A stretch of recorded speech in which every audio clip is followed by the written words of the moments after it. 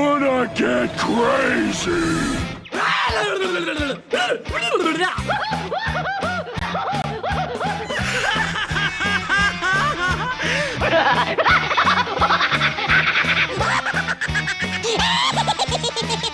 Most everyone's mad here. I'm back! Welcome everybody to AniMat's Crazy Cartoon Cast, and another very special episode, by the way, in which what we got here, of course, last week was just filled with completely bombastic animation news, so much that we are indeed going to be covering here. But once again, I actually do have a very special guest star, and this is actually caused by one story in particular, where I actually have a cartoon reviewing veteran who has come out of the ashes and is finally back to go and actually discuss about what we have witnessed with that particular trailer.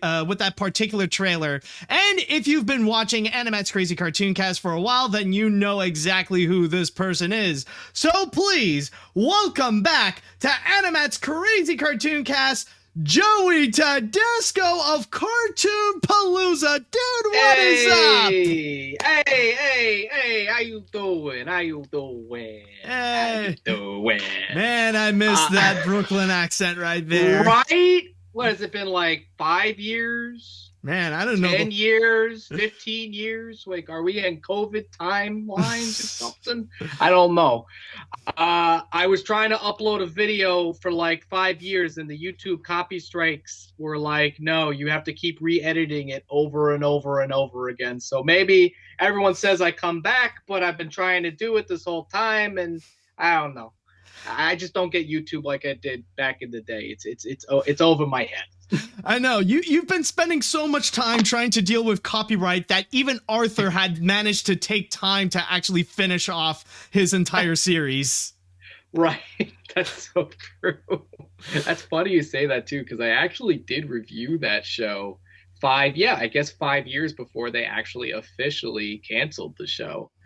So that's crazy to think about that. It really has been a while. Like, realistically though, it's so funny you say that, because before you're talking about the Chippendales, the reaction, because literally I would say this all started because like on Facebook, I was like, yo, Matt, did you see this? Yes. Like, did you see this?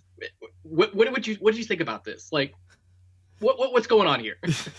I know, and you weren't the only one. I've had a few people come to me and ask, like, yo, Matt, what did you think of this? Did you just see this? Like, so many people came to me asking about that. And I remember, like, we went back and forth a little bit about what we saw with that trailer, and then it popped in my mind. It's like, actually, Joey, are you free on Monday? I want to know if you could come by here. Well, let me go ahead and take a look at my calendar, my list of things to do. Yep, I guess I could do it. I have the time. All right, the little perfect. few time I have. Hey, perfect. At least we're all lucky to have you here. I appreciate it, man. It's been a while. All right, so with that said, after that long hiatus, Joey, are you ready for today's episode of AniMat's Crazy Cartoon Cast? I mean, I could answer that in the literal sense. I mean, I'm never ready for anything. Like, I just show up to places and I just go. So like on a technical sense, I'm never ready. So yeah, let's just do it. All right. That's actually the perfect answer right there. I'm never ready, but I just go ahead and do it. And I don't think I need to ask the chat wall anyways, because they look like they're all ready. So with that said, let's go ahead and get things started. And with our first story, Joey, we might as well go and immediately discuss about the fact that you came here because you are excited for the grand return of Despicable Me, with Despicable Me 4 coming in 2024. Isn't that right, Joey?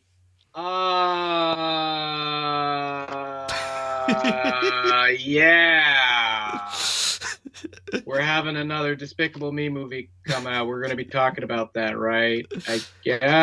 I'm so... Are the kids still kids in that anymore? Or is it going to be about their kids? Will it be about the Miranda Cosgrove's kids now? Because I think at this point she would have kids. I think they're still gonna be kids, but nah, but for real though, like I'm only kidding. Like I thought I'd just have a quick thank mention God. of that. When you brought that up too, I was like, can we not like what can we not talk about I mean listen, Illuminations, great studio, great products, you know, they have their hits, they got great Universal parks, you know. They do their thing. But on the grand scheme of things, it's like another Despicable Me movie. And like the other report too in that article you said was like they had the director of Ernest and Celeste, I think I'm pronouncing it right. Yeah, Ernest and Celestine. Yeah. Yeah, there we go. That's how it is. That's what I said. They were directing a movie about ducks. And I was just like, wow, that's like taking Sylvester Stallone and having him direct a movie about being in a movie about ants. I just did that at the top of my head. So no planning on that one. I mean, no, but seriously though, like when you brought that up, I was like, can we talk about the John DiMaggio stuff? Because I know you did talk about that in the last podcast. Yes. And at that point, you know, I was watching it, and it seemed like at that point the idea was, you know, this could be a publicity stunt. For all we know, they're probably going to try to negotiate a better deal for John DiMaggio to, you know, get a better deal, I guess, when it comes to because at this point he's not coming back to the Futurama reboot. Mm-hmm. And at that time, from the time he did the podcast, he put out a report. He did like a statement or something. Yeah.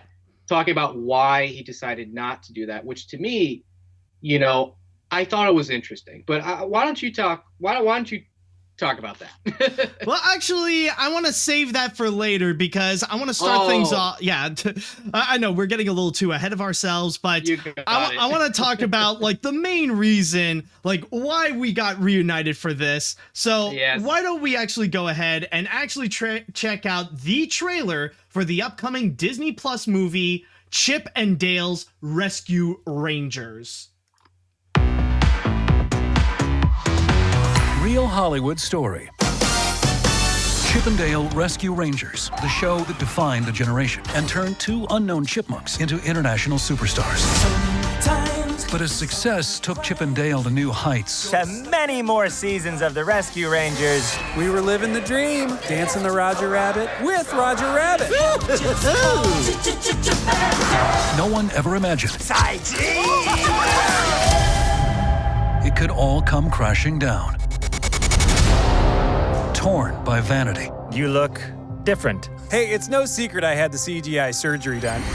Consumed by temptation. My love of cheese got the best of me. I just love it so much. More, please. More, please. Is it possible that two living legends are destined to reunite?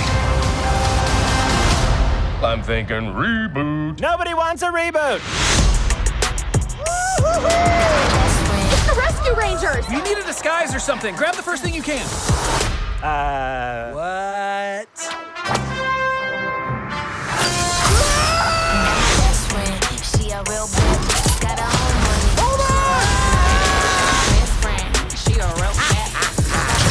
Rescue Rangers 2.0.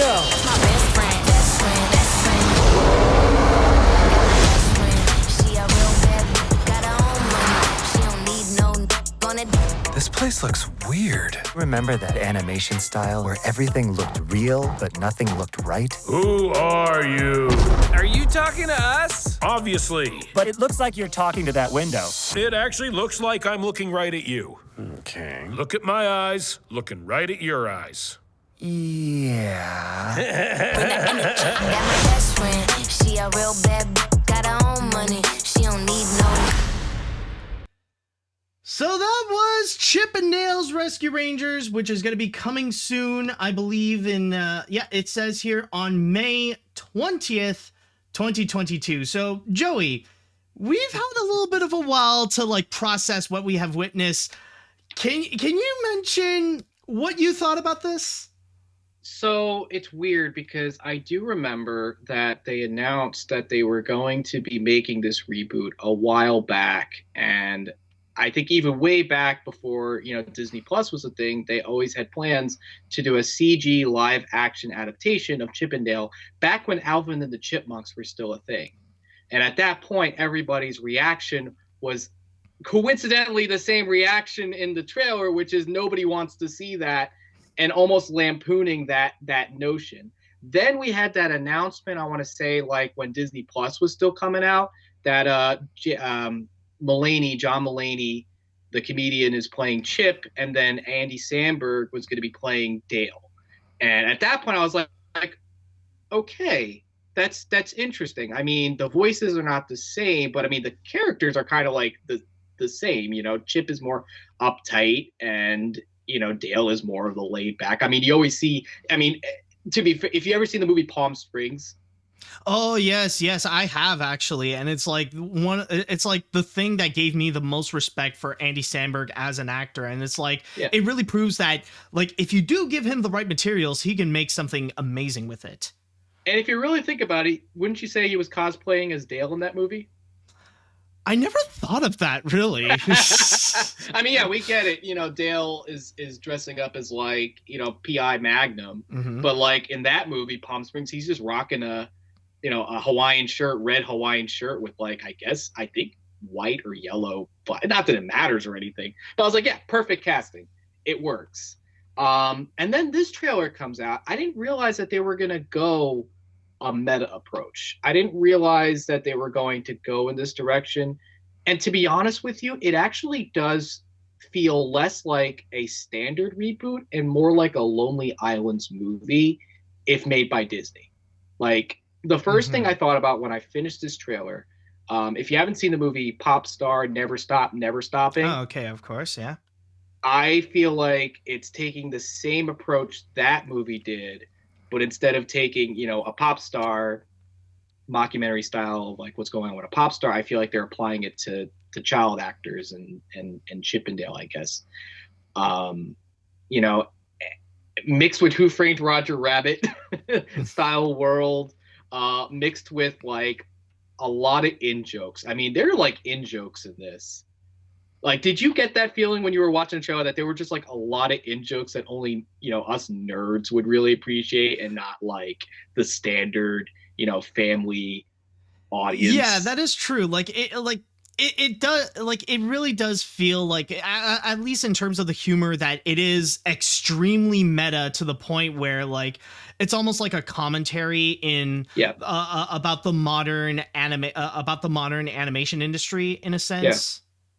Like they're talking about, and I think this is probably the thing that everyone's thinking about, they talk about CG treatment. Like at that point, we just accept, like, I do want to ask you, like when Garfield came out, or even like the Flintstones, like, did we just accept that we were going to see like realistic tones, like fur on like cartoon characters from like the Flintstones with the Dino in that movie to like, I want to say like Alvin and the Chipmunks. Like if there was ever going to be a CG live action remake, you're going to take, cute characters and make them look horrifically ugly and like hyper realistic. And I feel like we just kind of like accepted that. And at this point, we're at a point where like we have CG live action movies that are trying to be less like that, more like Who Framed Roger Rabbit in a sense, where it's like, we're not going to strive for realism. We're just going to strive for believability. We want it's about what the originals did, which is like, if it's about humor, it's about doing it so that it hits a joke, or if it's about telling an effective story, how are we going to do that in the style of filmmaking we're going to use, And at some point, I think regardless of, looking good, we just accepted that all cute animals, like cartoon characters, were just ugly CG transformations. And then this trailer comes out and it's like, wow, you got Botox, aka you got the CG treatment. Yeah, honestly, one thing I will say is that this movie really, it really feels like this is the film that people like in terms of its concept what people really want from a Roger Rabbit 2. That this is basically, like, I've heard a lot of people talking about that if they want to see Roger Rabbit making a comeback or something, that it would be set in the modern world, and we see how, like, cartoons and people are living together, and seeing the mix of different mediums, like such as getting a little bit of a hint of anime, getting a lot of CG, and how hand-drawn is still going around their way. Like, a lot. Honestly, I'm also wondering if they're going to incorporate Muppets. I don't know. Then again, it's like, on one hand, I would like to see that, but on the other hand, we did get the Happy Time Murders, and that did not go well. Oh my gosh, that's right. They really tried to go Who Framed Roger Rabbit direction with that, and it was just very. I mean, listen, people who appreciated, like, I think it was Brian Henson that directed it, right? Yes.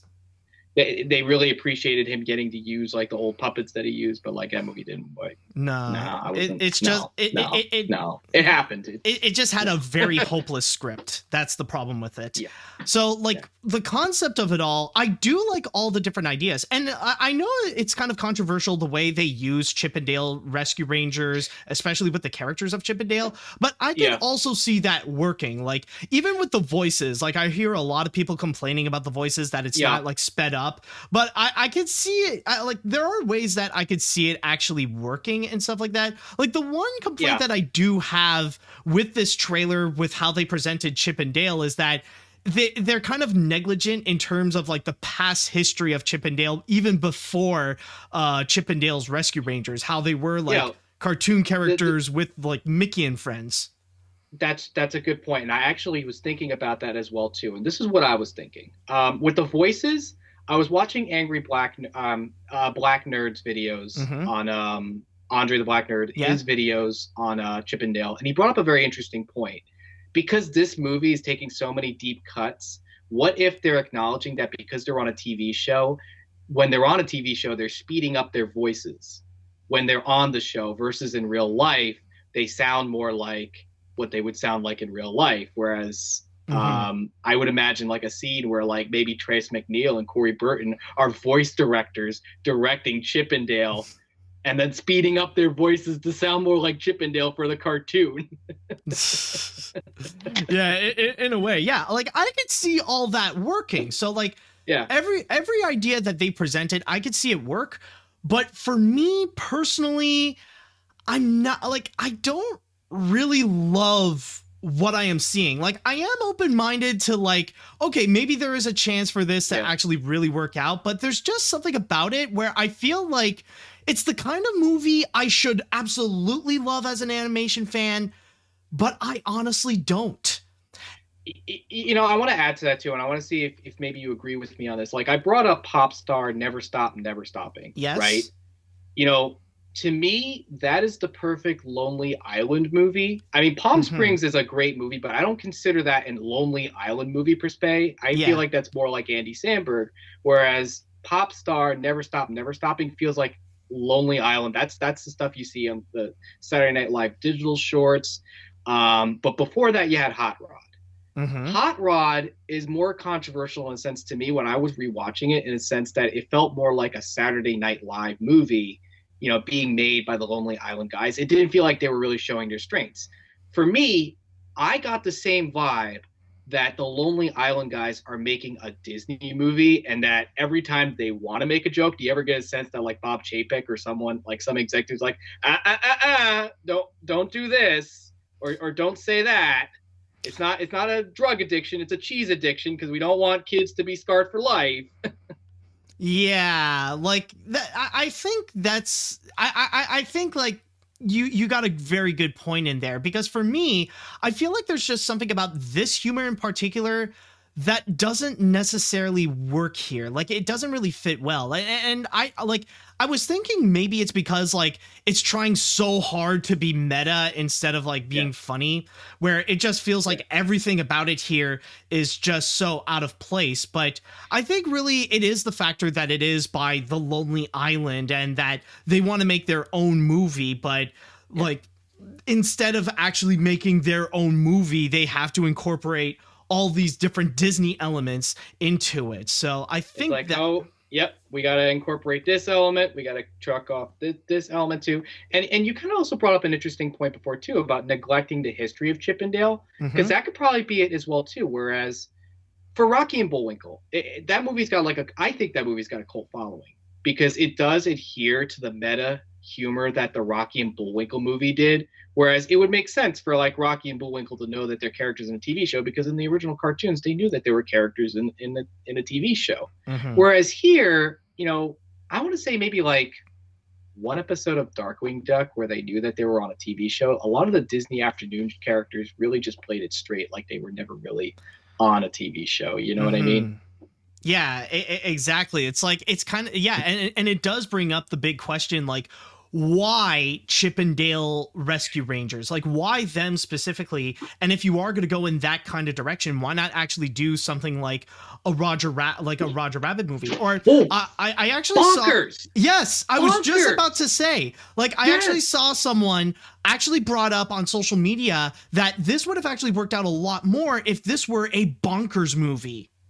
I literally wrote that down last night. I was like, wait a minute, Bonkers is supposed to be a lot like a spiritual successor to Who Framed Roger Rabbit, right? Yes. So to me, wouldn't it make more sense for a show that would incorporate that world to be that world? Maybe they didn't. Maybe because, as most people realize, Bonkers was not really a popular Disney afternoon show, regardless of the fans out there. Sorry, guys. I mean, didn't have the theme song Chip and Dale's had. Yeah. No one's singing the Bonkers theme song, unfortunately. And then one person's like, I'm still humming that theme song. Thanks a lot, Joe. I still love that theme song. You're always going to get that one comment out there. That one person out there, I might know who it is, and it rhymes with Suey Umore, who would probably say that. Oh, yeah. Oh, God. Shot fired. Sorry. Yeah. I have no shame anymore, dude. Yeah, of course. Hey, I mean, it's been so many years. Like too many, man. By the way, speaking of like continuity, I just noticed you're wearing a Beatles shirt. Was that on purpose? No, actually, I just wore it today. I was thinking about our Smurfs video where I made a big stink about not liking the like Beatles. We ended with that rant about Yellow Submarine. Yeah. Oh, I was like, yes. Was that intentional or not? No, I swear. I actually do have a Yellow Submarine shirt, but this is not it. This is an Abbey Road shirt. That's fine. Believe it or not, my dad actually has an original pressing somewhere. We don't know where it is, but it's a good album. Ah, nice. But also, I do like the Beatles. Yeah, all right. A joke, guys. Yeah, exactly. It's a bit, guys. It's a bit. But anyways, another thing that I do want to mention, this is also something I really didn't like in the trailer that we've seen.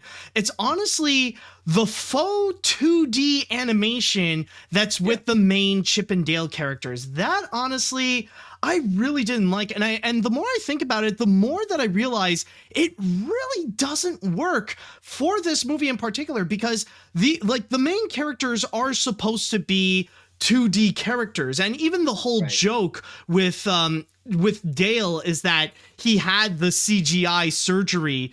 And I mean, like, we saw that interaction at the beginning where like Chip is like, oh, so you got CGI'd. And it's like, well, yeah, you're CGI as well. So are you. Yeah, and not to mention that like it's trying to look 2D, but it just like the effect really doesn't work. Especially like it kind of looks a bit like what we kind of gotten with the 2021 Tom and Jerry movie. And one thing I will add that really doesn't make sense is that in the movie, there is legitimate hand-drawn happening. Like we saw like the whole dance party where we saw MC Scat Cat, we saw the Three Little Pigs, and there was the cameo of Roger Rabbit, and they were all clearly hand-drawn. So if those characters were hand-drawn, why not also the Chip and Dale characters? And I know I get, and I'll say right now, I get it that like hand-drawn can be quite expensive, and it is a lot less costly to do it in that faux 2D look. And especially this is not supposed to be like released on the big screen. This is just a Disney Plus movie. I get it, but still, I just feel like the effect just doesn't work, especially when it does ruin the joke that Chip is supposed to be hand-drawn and Dale is supposed to be CG. Well, I actually disagree because that was one of the things we talked about on Facebook that I brought up to you the first time too. Was like I actually asked you because like it was my first or second time watching the trailer. I didn't realize that it was cel shaded the same way the Tom and Jerry trailer was, and for me, what I believe was the reason why I didn't believe that was because take the Tom and Jerry movie, right? You knew that the character was cel shaded because the frame rate was very CG. Like the way the characters moved in my mind, they did feel like CG characters, you know, the way they moved around the screen. Whereas I think I gave Chip and Dale's a pass because the cheap frame rate, bringing down the frame rate to look like it was animated on like, I think 2s or 3s, like on a television show. To me, I gave it a bit more of a buy. Like there was the effect that like Monterey Jack had when he's doing the cheese bit. It's CG, but it actually looked like the effect that he did in the show when he would like get excited seeing cheese. That it actually did fool me into believing that it was still animated like it was animated on the show. But it was until I talked to you about it. Thanks a lot, Matt. It was until I talked to you about it that I realized, no, it is actually cel shaded. And then it actually did start bothering me once I did pay attention to it being cel shaded. Exactly. And I mean, like, it would be fine, but again, that's part of the whole joke of how like Chip and the rest of the gang are supposed to technically be like hand drawn like how they were in the show, and Dale is now fully turned into CG. It's just like the joke just doesn't really work anymore. I know we're probably talking so much about this trailer, but there is so much more that I do want to unwrap, because like one thing that gets brought up is the fact that we don't see Gadget in the trailer. And Gadget is like one of those characters that kind of like grew a life of her own. After Chip and Dale, you know, like isn't there literally a cult based on Gadget? Yes, yes, there is. Despite the fact that the show did have an episode about cults. Oddly enough. So to me, it's not uncharted territory if they decide to actually do that, to actually talk about that. I had a weird theory, and I don't know if I'm right, and I don't know if I'm wrong, but I feel like the CG treatment plays a role in this movie in a sense that, you know, we see a character in the end. I believe it's Fat Cat having a botched CG treatment done. A lot of people are like, no, that's not Fat Cat because he's got the bow on his head to look like the character from the Aristocats or even the Great Mouse Detective. Let's just let me just quickly back it up to where like right over here. It's like it's like supposed to be like it's like supposed to be a female cat and like has different like body parts of different characters. Like we got Ralph's arm, we got Little John's body and stuff like that. I mean, I think it is Fat Cat that's having a botched, you know, CG treatment job. And that's probably like, you know, the anticipus for like, you know, the story, the plot, whatever. And maybe what if Gadget goes to the surgery but not to become a CG character, but to become human? That would be stretching it. I don't think so. I don't know, because I know that there were discussions. A lot of people might say Gadget might be a twist villain in this, but I don't think that's the case, because there's at one point where it looks like a pretty climactic scene before. And like we see the signature balloon that's flying around, and we see like like Gadget was actually on that balloon also, like helping out Dale. So I don't think like we even see the little fly character as well that's helping out. Like just right here actually, like we see Gadget is actually helping out Dale. So I don't know if that would really be the case. That good eyes. I didn't see that. Just right over here. So I don't think it would really be the case if I think she'll have like a small role, but I don't think it's anything too extreme. Maybe it's Fat Cat then. I feel like he's probably going to focus on Fat Cat. Yeah, I think it'll definitely be Fat Cat. Yeah, so overall, what did you are you excited for Chip and Dale Rescue Rangers, or? I am going to check it out of curiosity just to see how it turns out. There's a lot in it that I think, as like a Lonely Island loyalist, I might just want to still check out, because it does feel like, is his name Akiva Schaffer, or Ari Schaffer, the other band member of Lonely? He's directing it. So I guess as a completionist, I will watch it just to get an impression of it. Akiva Schaffer. There we go. I will watch it as for just the sake of completing every Lonely Island thing out there, you know. But I mean, overall, I would say I'm definitely interested to see what can come about from this, because, like, you know, even if it doesn't work out, we can get something good to come out of this premise. We could probably get a better movie to come out of this premise. And if, you know, more studios try to take more risks when it comes to making, you know, reboots that aren't just straight up reboots, you know, without really doing much different, I think it'd be interesting to see where this would take that's just what I think, you know?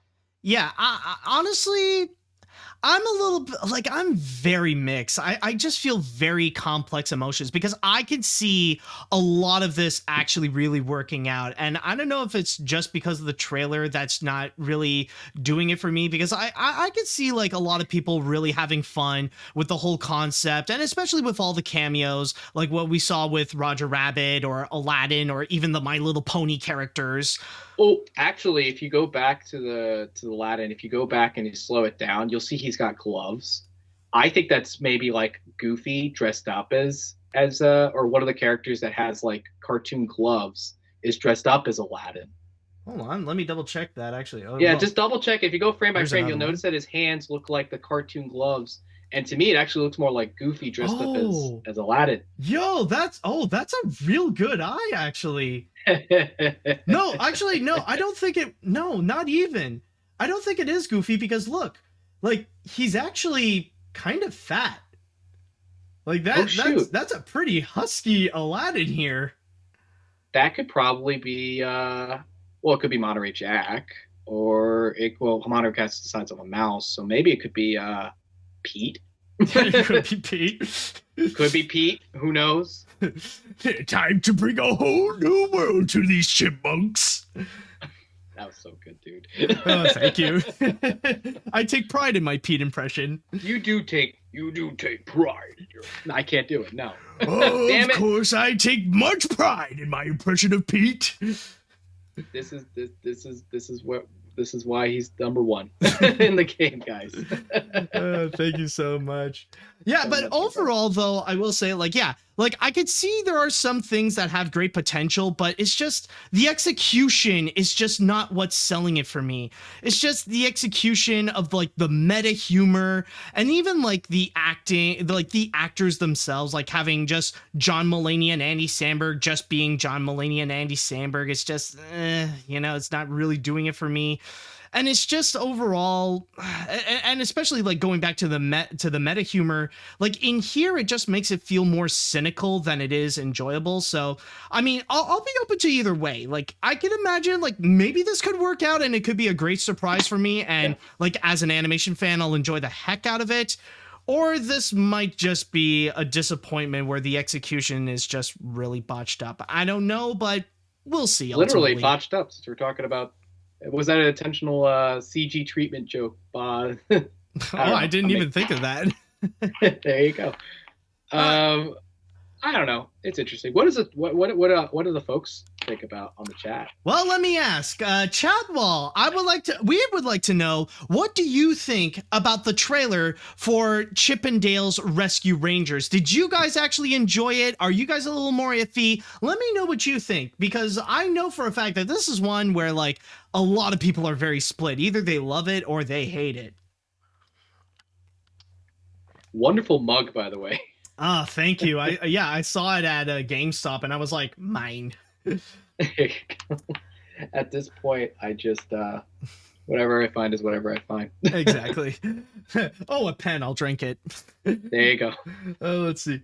I wanted a Chip and Dale movie, but not whatever this is. This feels less like a Chip and Dale movie and more like a movie that just wants to show off all the money Disney spent on outside references and just a lot of out-of-place meta jokes. It's a bastardization of everything Chip and Dale. It's not quite like that, but I don't know. Yeah. This is the vibe I was getting when I was reading hearing that comment. You've destroyed Chip and Dale. You've destroyed the legacy of Chip and Dale. Yeah, don't forget childhood. You destroyed my childhood. You've destroyed my childhood. The one thing I've had. I would wake up every day with my bowl of cereal and I would watch Chip and Dale Rescue Rangers. That would be my thing. And then Mulaney and Sandberg come about making their rude jokes, their Rocky and Bullwinkle humor. Bah! A pox on them. All right. Anyways, I also feel it also feels really cheap that they do show that they can animate 2D characters like MC Scat Cat and Roger Rabbit, but Chip, on the other hand, is clearly 3D. I just have a bad feeling that this movie will turn out bad, kind of like Space Jam 2. Yeah, I think that could be the worst case scenario, that it would turn out to be another Space Jam: A New Legacy. The funny thing about that too is, like, I was going to bring up Space Jam: A New Legacy in the sense that, you know, they actually did traditionally animate the Looney Tunes versus making them cell shaded and then having them turn into CG characters. Yes, that is true. You know, and even then, it was very good traditional animation, and I actually did like the rendering, the way they rendered the Looney Tunes to look in CG. I'm a little more iffy. Like, there are some that actually do look good. Others, however, Lola Bunny didn't look good, but like Daffy Duck looked good. And I gave Bugs a pass. My favorite comment, honestly, is that some people are saying that Lola Bunny just looks like Peter Lorre when she's in CG. No, you know what it is? It's like years and years of people sexualizing Lola Bunny. It's like, we're gonna find a way to just like destroy everyone so that you cannot sexualize this. Yes, please. It's a kid's thing. Do not do that. But then it's the internet. They will find a way. Right. That's why I figured they would probably make a joke about that if they're talking about all these deep cuts to Chippendale, that they're going to make a joke over the fact that, like, for a really long time, people did sexualize character. Yeah. Let's see. I never watched Chip and Dale Rescue Rangers as a kid, but I could see why people loved it. However, after seeing this, I have mixed feelings about it. Chip and Dale's voices are not high-pitched. My Little Pony characters shouldn't be in this. Seth Rogen's CGI character looks weak.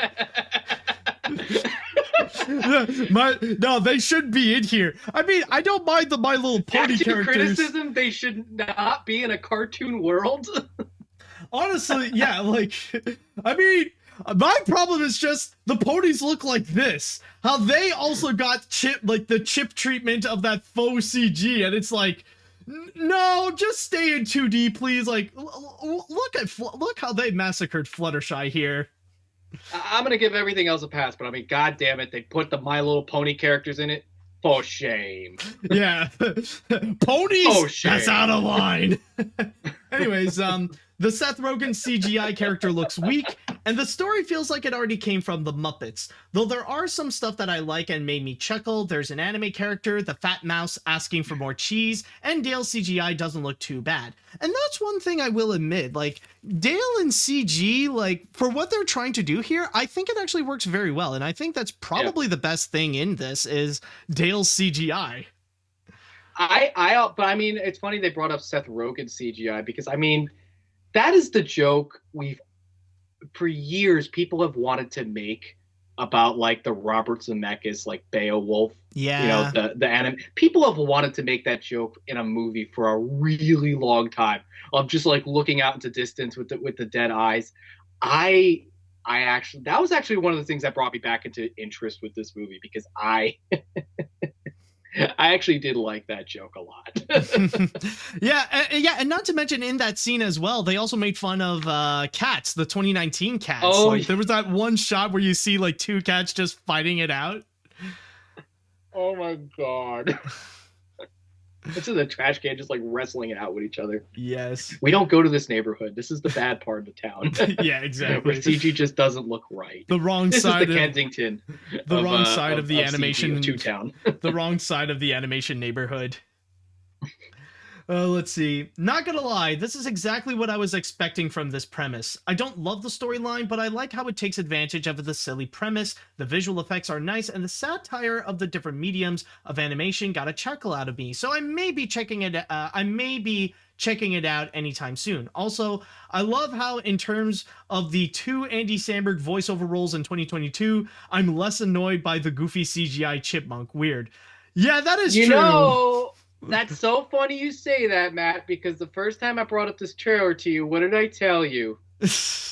Oh, what did I tell you? Yeah, come on. I know, it's with Andy Samberg with freaking Johnny as Dale. Hey Drax, look at me. I'm a chipmunk now. Oh god. Yeah, that honestly, that's also one downside for me, is the fact that we got Andy Samberg in this. Can we have a break from Andy Samberg doing cartoon voices? Like, I'm still trying to recover from Transformania. It's sort of like with Seth Rogen being a cartoon character. You are going to hear the yes, exactly. Yeah. And how does the trailer end? Yeah, this is exactly what people are expecting from the Illumination Mario movie with Donkey Kong. But then here we got this, like, Seth Rogen literally capping this trailer off with like it's like come on, man. Donkey Kong, more like Donkey Bong. Yeah, that's like a low-hanging fruit joke there. I man. know. Anyways, let's see. Low-hanging barrel. Yeah. Exact. Or a low-hanging banana. Let's see. Wow, this trailer took me by surprise. I was expecting this movie to be about their adventures, like what happened during the show, but on a much bigger scale. But this is not what I've expected, especially from Disney. Also, this movie went from a Detective Pikachu route and gave Chip and Dale a deeper male voice instead of what we used to hear from them. Though it's nice to see that Tress MacNeille reprised her role as Gadget and Corey Burton returned to voice Zipper, the housefly. Well, not really, because like at least with well, okay, for now, like Ryan Reynolds, there is an excuse for Ryan Reynolds to sound like Ryan Reynolds in Detective Pikachu. And even like eventually in the film, like we do hear the regular Pikachu voice. I also think, and this is something I was thinking about. I want to know your impression. They're probably not going to go in this direction, but because, people hear Chip and Dale, like Donald Duck would hear Chip and Dale talk like the actual characters, whereas what if, us humans, we hear them as sounding like Chip and Dale from like a human perspective, like versus, how they hear themselves. And maybe it's a possibility that what we're hearing is how they imagine themselves sounding. Not really. I think with the like the meta that they've established, I think they're gonna make it so that like the voice that we're used to hear is just exclusively from the show. That too, yeah. They're not that clever. Yeah, exactly. So I'm going to be honest. I agree with you and Cell Specs on Twitter regarding mixed feelings on this concept. Some of these ideas, like the CGI surgery and the Roger Rabbit-esque Toon Celebrity World, yeah, I definitely want to see it. Though in reality, while Chip and Dale was big, I think there were bigger cartoon stars in the 1990s that would have overshadowed those chipmunks. The cel-shaded CG on that one is rather hard to buy as 2D. It's kind of disappointing. I love Joey's idea about the voice actors. Thank you. All right. I think I'll read one more comment before we move on to the next story. After watching this trailer, it gave me hype. Don't know if it's going to be good, but I will look forward to this movie. I wonder if there are going to be more Disney and non-Disney cameos in the movie. I imagine Disney princesses at Walt Disney World, Florida, Looney Tunes and Hanna-Barbera and Warner Brothers. Okay, well, that's a little bit too much to ask. Oh, and then just a whole list. The paycheck is not going that big, Yeah, I mean, like, they got lucky that they got Roger Rabbit and My Little Pony, and maybe we'll see, like, a few more, but I'm not expecting, like, too much. I just want them to throw in Ed, and Eddie for some reason. Just no reason at all. Oh, just my have God. Ed and Eddie in there. Yo, that would actually be awesome. Just like a visual joke of just seeing them run, like chasing something in the background. for like 5 frames. No. I think I know what it is. Like, because Chip is back in his like Indiana Jones style garment, they would use the Jawbreaker as like the rolling ball from Indiana Jones. That's how they do the joke. Booyah! Well done. Give this man a raise. All right, so I think with that now, we got all our thoughts on Chip 'n Dale out of the way. Let's move on to our next story where, Joey, I would like to ask you, how much do you love Disney? At this point, I feel like I'm contractually obligated to like Disney, because at one point when I was making YouTube videos, and I think maybe when you were with Maker Studios with Blip, right? Yes, with Blip. Yeah. At some point, we were contractually obligated to be Disney. That is Disney true. people. Yeah, because there was a moment where they were owned by Disney. That's true. Well, by this point, does your contract state that you would need to love it so much that you would have to live in it? Yeah. Someone told me once, Disney from cradle to grave. I feel like with this next story we're going to be talking about is going to really emphasize that. Yeah. Well, I mean, considering that this is Disney's new business venture, we are really going to go and see how people are going to live at Disney with Storyliving by Disney. Yes, Disney has officially announced that with this new program called Storyliving by Disney, they are going to be entering into the realm of residential communities. And the first major one that they are going to go and establish is going to be a place, the little community is going to be called Conedo, which is right at the heart of the Greater Palm Springs area in Rancho Mirage in California's Coachella Valley. In fact, to go specifically, I'll read directly from my source from the Walt Disney Company, as it states, the first Storyliving by Disney community will be built in Rancho Mirage in California's Coachella Valley, a location where Walt Disney himself owned a home and would spend his leisure time with his family. Additional locations in the U.S. are under exploration for future development. Yeah. And on top of that, they have mentioned that this isn't just going to be, just living in a house that's going to be owned by Disney. Like, they are also going to be offering extra services if you buy into the membership, where it also states at each location, including some neighborhoods for residential ages 55 and up, Disney cast members trained in the company's legendary guest services will operate the community association. Through a club membership, Disney will also provide access to curated experiences such as wellness programming, entertainment ranging from live performances to cooking classes, philanthropic endeavors, seminars, and much more. And on top of that, they have even mentioned a little bit more about who could go and live there. It's not going to be like, it's not going to be like an estate where only the rich could provide. They want to have like a wide variety of people in there, where it even states that the first major Storyliving by Disney community, where Conedo will welcome homeowners of all ages and will include at least one section expressively for 55 and up residents. Home buyers will have a range of home types to choose from, including estates, single-family homes, and condominiums.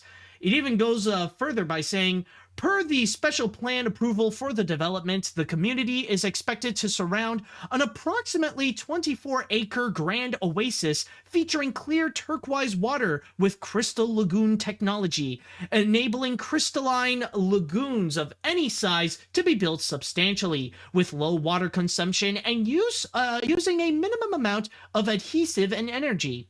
A voluntary club membership will offer access to a waterfront clubhouse, a club-only beach area, and recreational water activities, as well as Disney programming, entertainment, and activities throughout the year. And of course, they have provided images of what they want to do with Storyliving by Disney and the kind of communities that they want to build, which, as you could see, is something that they want to do that is very contemporary, very modern, a little bit abstract even.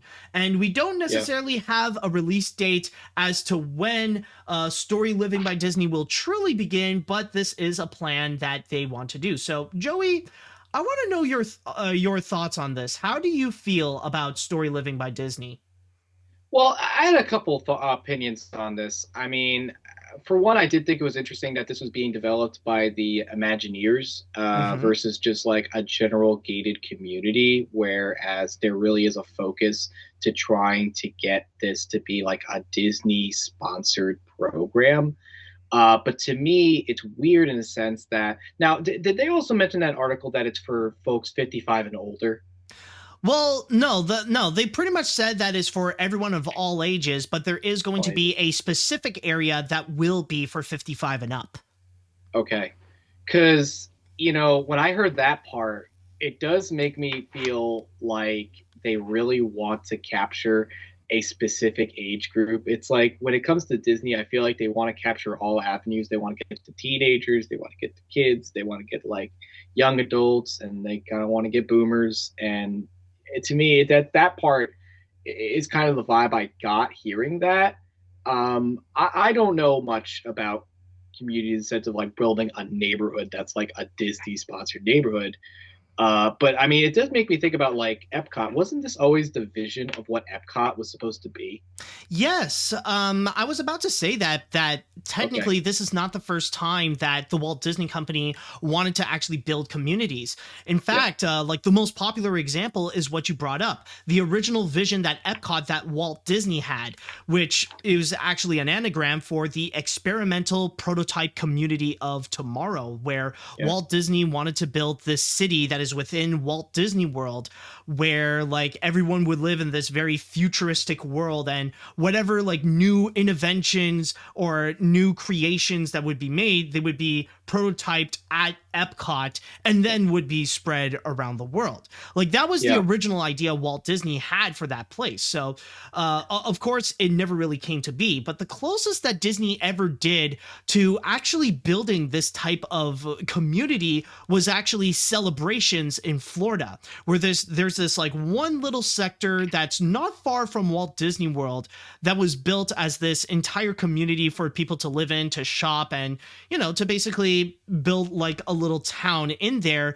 And unfortunately, it didn't really work out that well. Like technically Celebrations is still in there, but it's not really something that was considered successful enough for Disney to really go and expand. So in a way, Storyliving by Disney is kind of like an expansion of what they originally wanted to do with Celebrations, or a reboot of Celebrations in a way.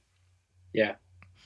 No, I think that's interesting in a sense, but I mean, like, you think about like cities, like, New York City wasn't really started off as a plan, like, this is what New York City is going to turn into, but like the people's imagination of what New York City turned into, that's just what New York City is. Like, in a sense, New York City almost has like a brand in a sense, like certain cities just have like that sort of thing that to me, I don't know, maybe this is my weird mind saying it, but it's like, do you think Disney's just trying to make a city a branded city in a sense that this is like, imagine a city or a town if it were run by Disney, versus something organic. Yeah, that's honestly that's honestly my biggest problem with what we are seeing here, and the big reason why it's getting so much of a backlash is the fact that Disney is trying to build this entire city, or like they want to build like or really capitalize on people just living their lives. That's it. It's almost like they heard someone say, we live in a society, and some executive is on the side going, do they now? Can we make money on people living in this society? Well, didn't they also do that in Australia originally when they took all the criminals from England to say, all right, you just do you create your own place, and then here we got Australia.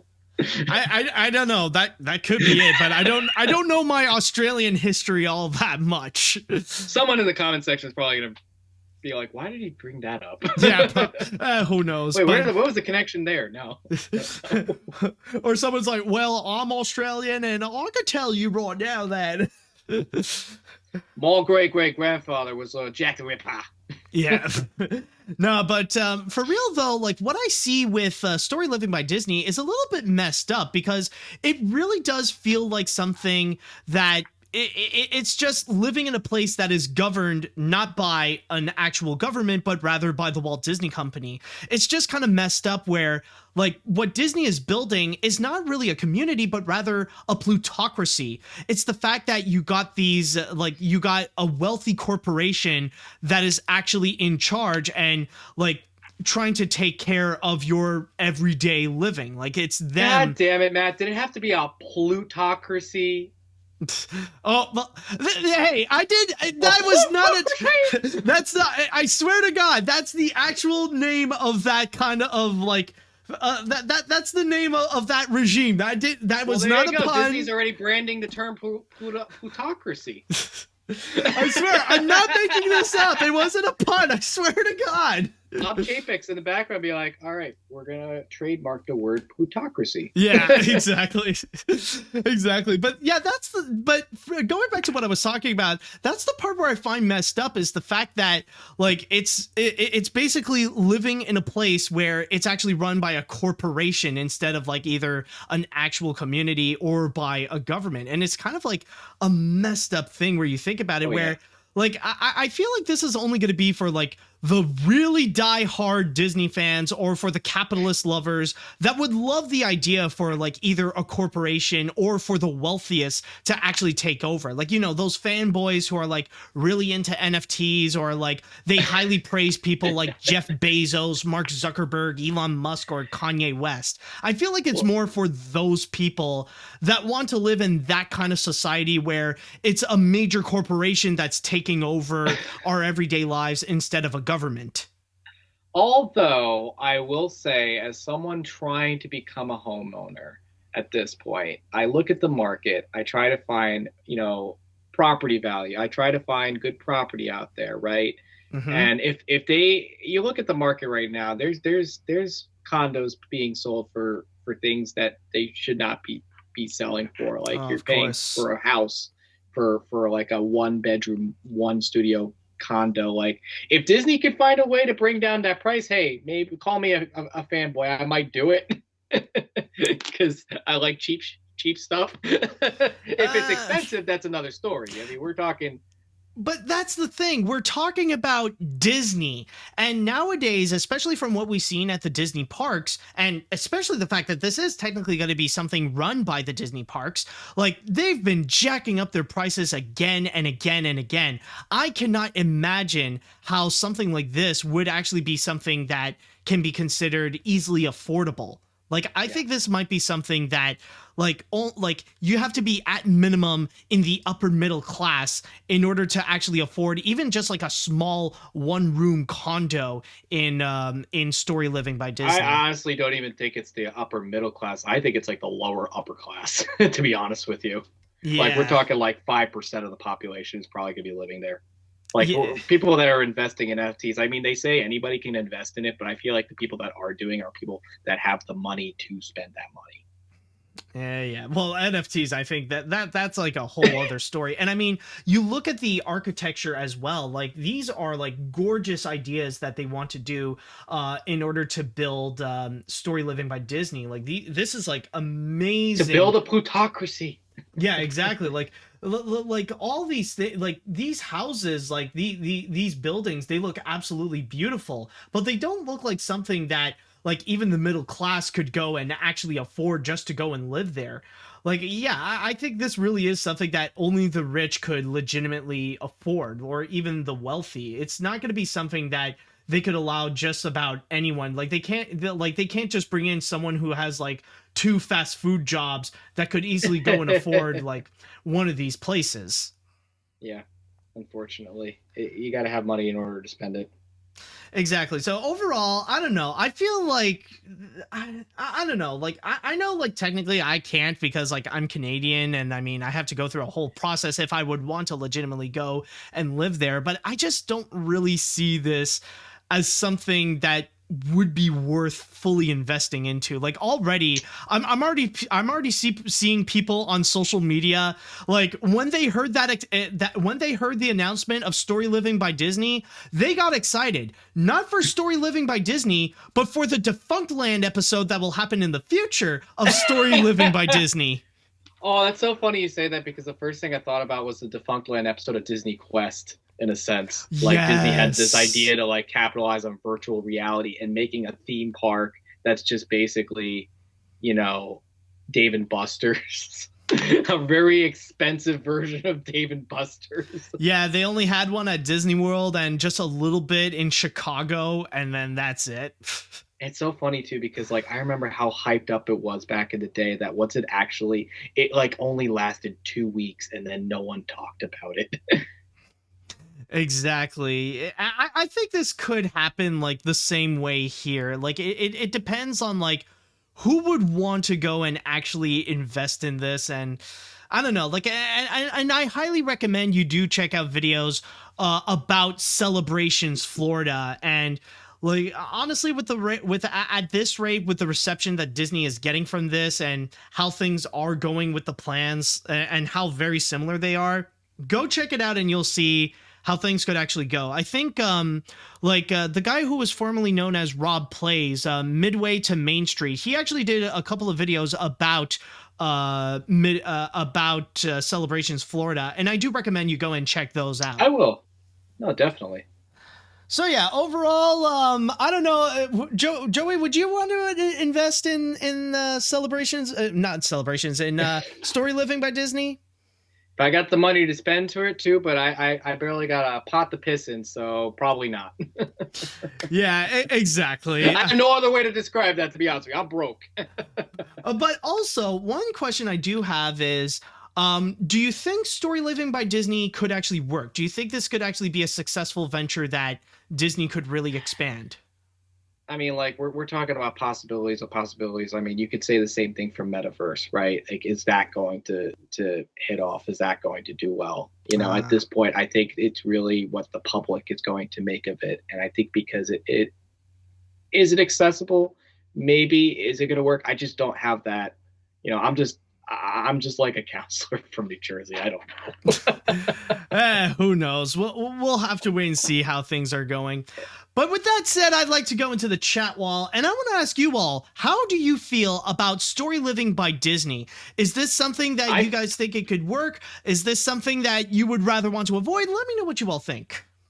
I feel like there's going to be someone out there who's going to be like, a couple people like trying to figure out what plutocracy is, and if Disney's going to name brand it. Yeah. Or in Disney's case, they're going to turn it into a micocracy. A micocracy. a community run by the Walt Disney Company. I'm the mascot of the corporation. Ironic, because that is now also a Disney product. You know, I forgot to mention this to you.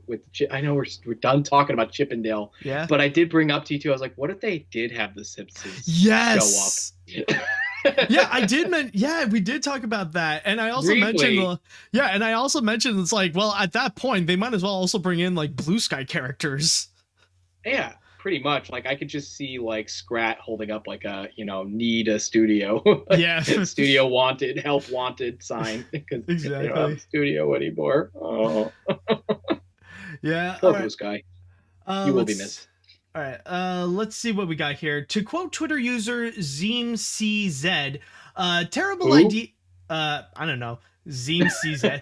Terrible idea in the 60s, terrible idea now. In fact, didn't Disney technically do a show like a year ago where they presented a town being run and relying on a single individual as a bad thing? All I just want to know about this is what happens if a resident watches Nickelodeon? Would someone be in charge?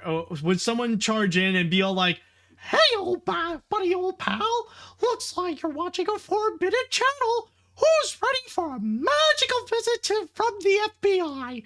Yeah, that was a terrible Mickey impression. I could do better than that. I apologize. It's okay. You came off with such a strong Pete. Everything else after that is like, I just can't do it as good. Yeah, that is true. You hit top Pete. I know. Hit top peak. My standard was I hit too high in terms of my standards. But that that is true actually. Like, considering that it is going to be run by Disney, are they even going to be allowed to show other channels?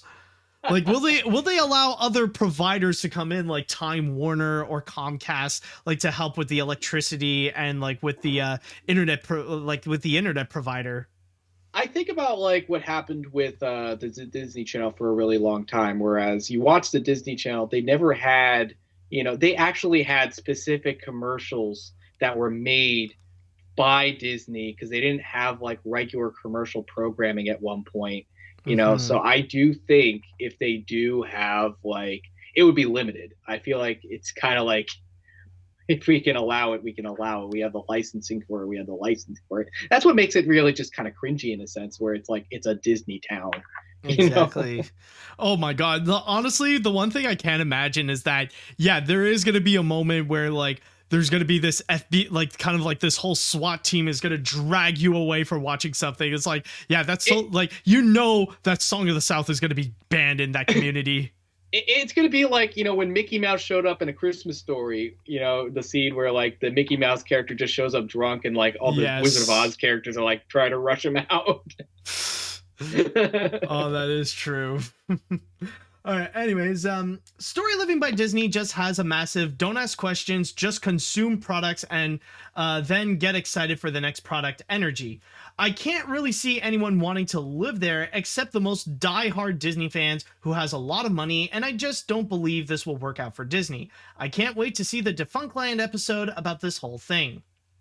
Who wrote that? The guy from They Live? I feel like that was something Roddy Piper would say from They Live. Yeah, that is true. Story. Oh yeah, you put in the you put on like the sunglasses. You're ugly. You put on the sunglasses. It's like Storyliving, consume Disney. It's just that when you see the story. Thing. Yeah. Let's see. This is a bad idea. A really bad idea. Walt Disney himself tried to do this with Epcot. Epcot and the Florida Project were never supposed to be theme parks. Well, technically, the Magic Kingdom was. But a city of tomorrow, it was a feasibly impossible idea because Walt was not a city planner. It's a bad idea as a whole for the company. Walt's intentions politically and probably okay, but not fully thought through. They are going to lose so much money for trying to set this up. This is an Eisner idea, and he's a running joke on Defunctland. It's kind of funny you say that too, because like it does remind me of how Disney was never he had ideas. Like Disney had plenty of great ideas, but people even argued that like Disney had like undiagnosed ADHD in a sense, where he would just like jump onto like the first thing that would show up and get really passionate about that. So when someone brought that, he's like, he wasn't really a city planner in a sense. I was like, yeah, I could see that. Yeah, like Walt Disney was just diving into a realm that he completely doesn't know. But then again, like a lot of people would say the same thing about like when he tried to jump into Disneyland and stuff like that. But I don't know. We're pretty much at the point where we will never know how the original Epcot would have legitimately worked or not. We just kind of look at crazy billionaires doing crazy billionaire things like Jeff Bezos and Elon Musk going to Mars and opening up virtual realities like in Ready Player One. Yeah, let's see. The future! After getting off from a Space Jam 2 meets Happy Time Murders trailer, now I'm hearing this news about Disney building their own plutocracy. I like Disney and all, but I don't want a company like Disney to be doing this where a company controls everything instead of a government. Did Disney not watch WALL-E about this incident? Oh my god, that is true. That is exactly WALL-E. Yeah. I'm pretty sure they watched it and they acknowledge it, but they're like, you know what? You know what it's like? It's like there was a movie I was watching where it's like I'm a wolf. I know I'm a wolf. I eat animals. It's just like that's just what I do.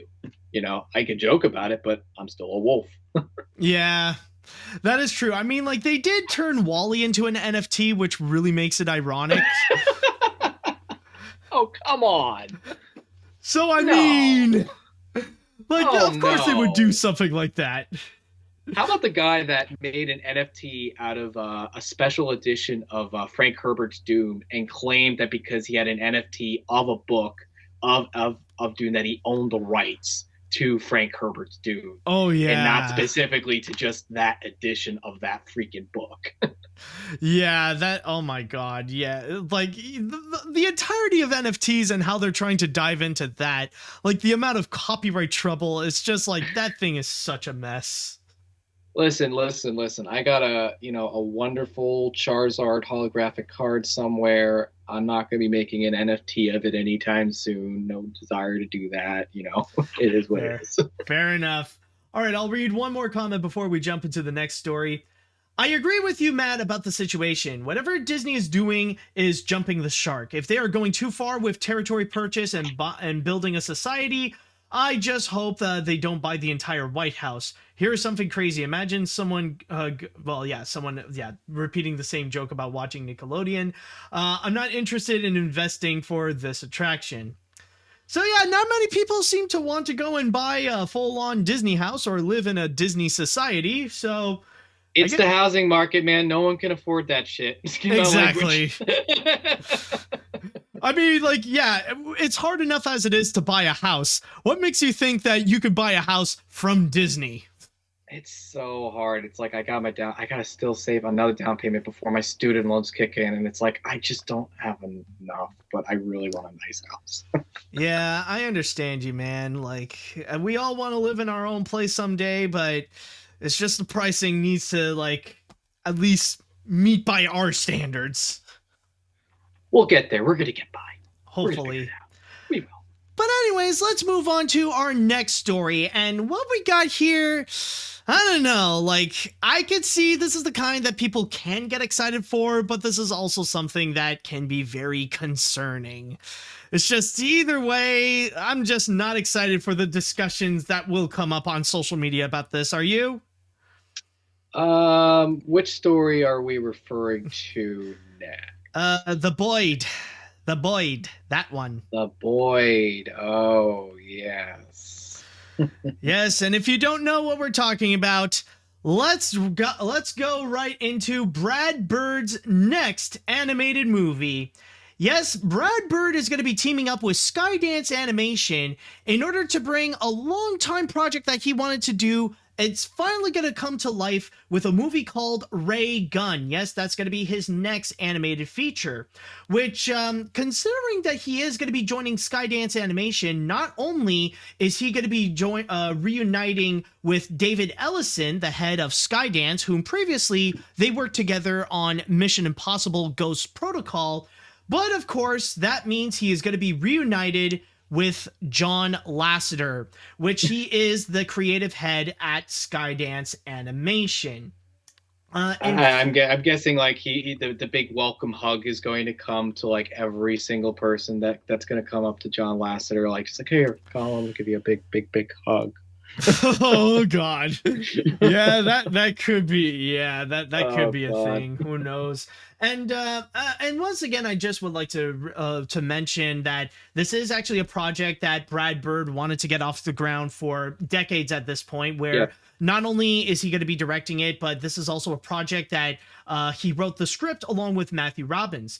In fact, I have another article here that does talk about the Ray Gunn project made back in 2016, which does show some interesting concept art of the whole project. And I'll read you a little bit here, reading from my source on Mental Floss, as it states, the project was conceived in the early 1990s with co-writer Matthew Robbins. Intended to be a 2D animated film for Turner Entertainment, Ray Gunn tells the story of the last human private detective hired to investigate the alleged infidelity of a pop singer named Venus Envy.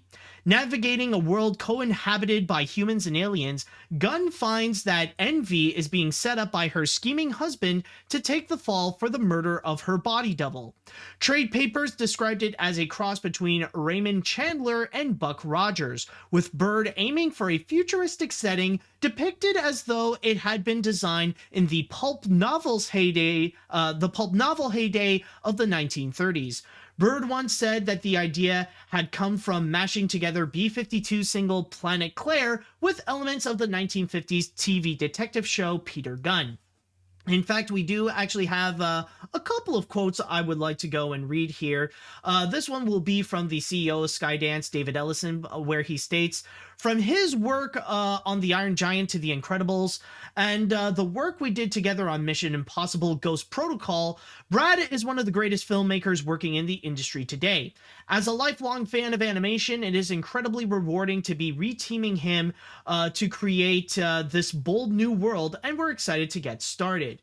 Even Brad Bird himself stated that he's had some of his best filmmaking experiences with Skydance and Pixar, so it's wonderful to be working with David, John, and Dana again under one roof on Ray Gunn, a film I've wanted to make for a long time. We all love movies and are crazy excited to create something new, thrilling, and intensively cinematic. So, Joey, how do you feel about this announcement? What are your thoughts on this? I mean, I did think it was interesting because I know for a really long time, I didn't know that it was Ray Gunn that Brad wanted to make for years when he was at Warner Brothers. I thought it was the Spirit movie.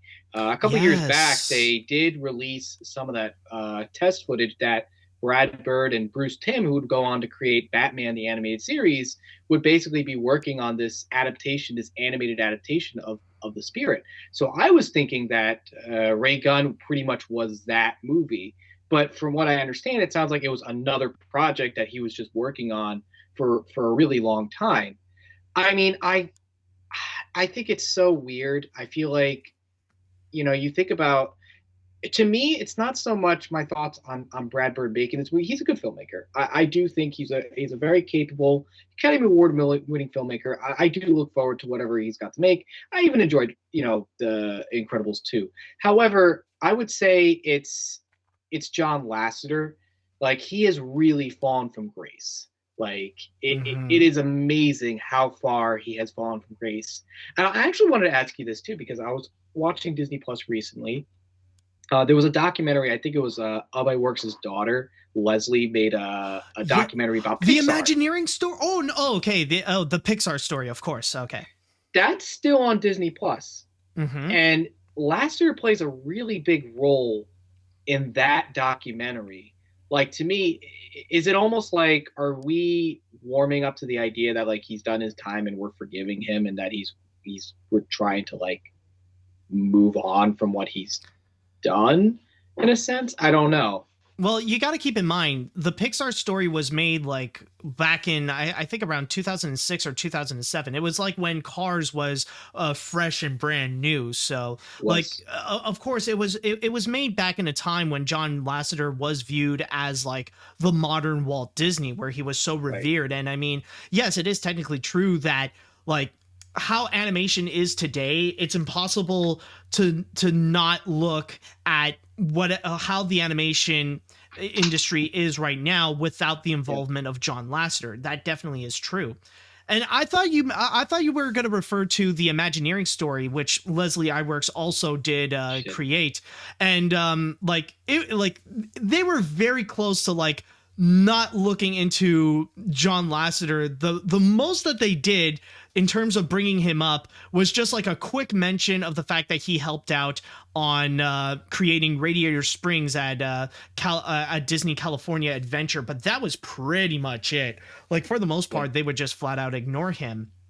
Yeah. But with that said, though, like I do agree with what you say, that like in terms of the project itself, yeah, like this does sound actually very exciting. The fact that we are getting another Brad Bird animated feature, and especially one that is like based on this original idea, and that it sounds like in terms of the tone that it would be a lot closer to what we got with The Incredibles. Like on that aspect, that's actually going to be very exciting. And in terms of that project, I'm sure like it'll probably turn out to be amazing. But yes, it really is the factor of having John Lasseter making somewhat of a comeback. And that's the part where I feel like it very much concerns me. And the one thing that personally I'm scared of the most is the discourse, is the discussions about having John Lasseter back, because technically Skydance Animation later this August, they're going to have a brand new animated movie that will come on Apple TV Plus,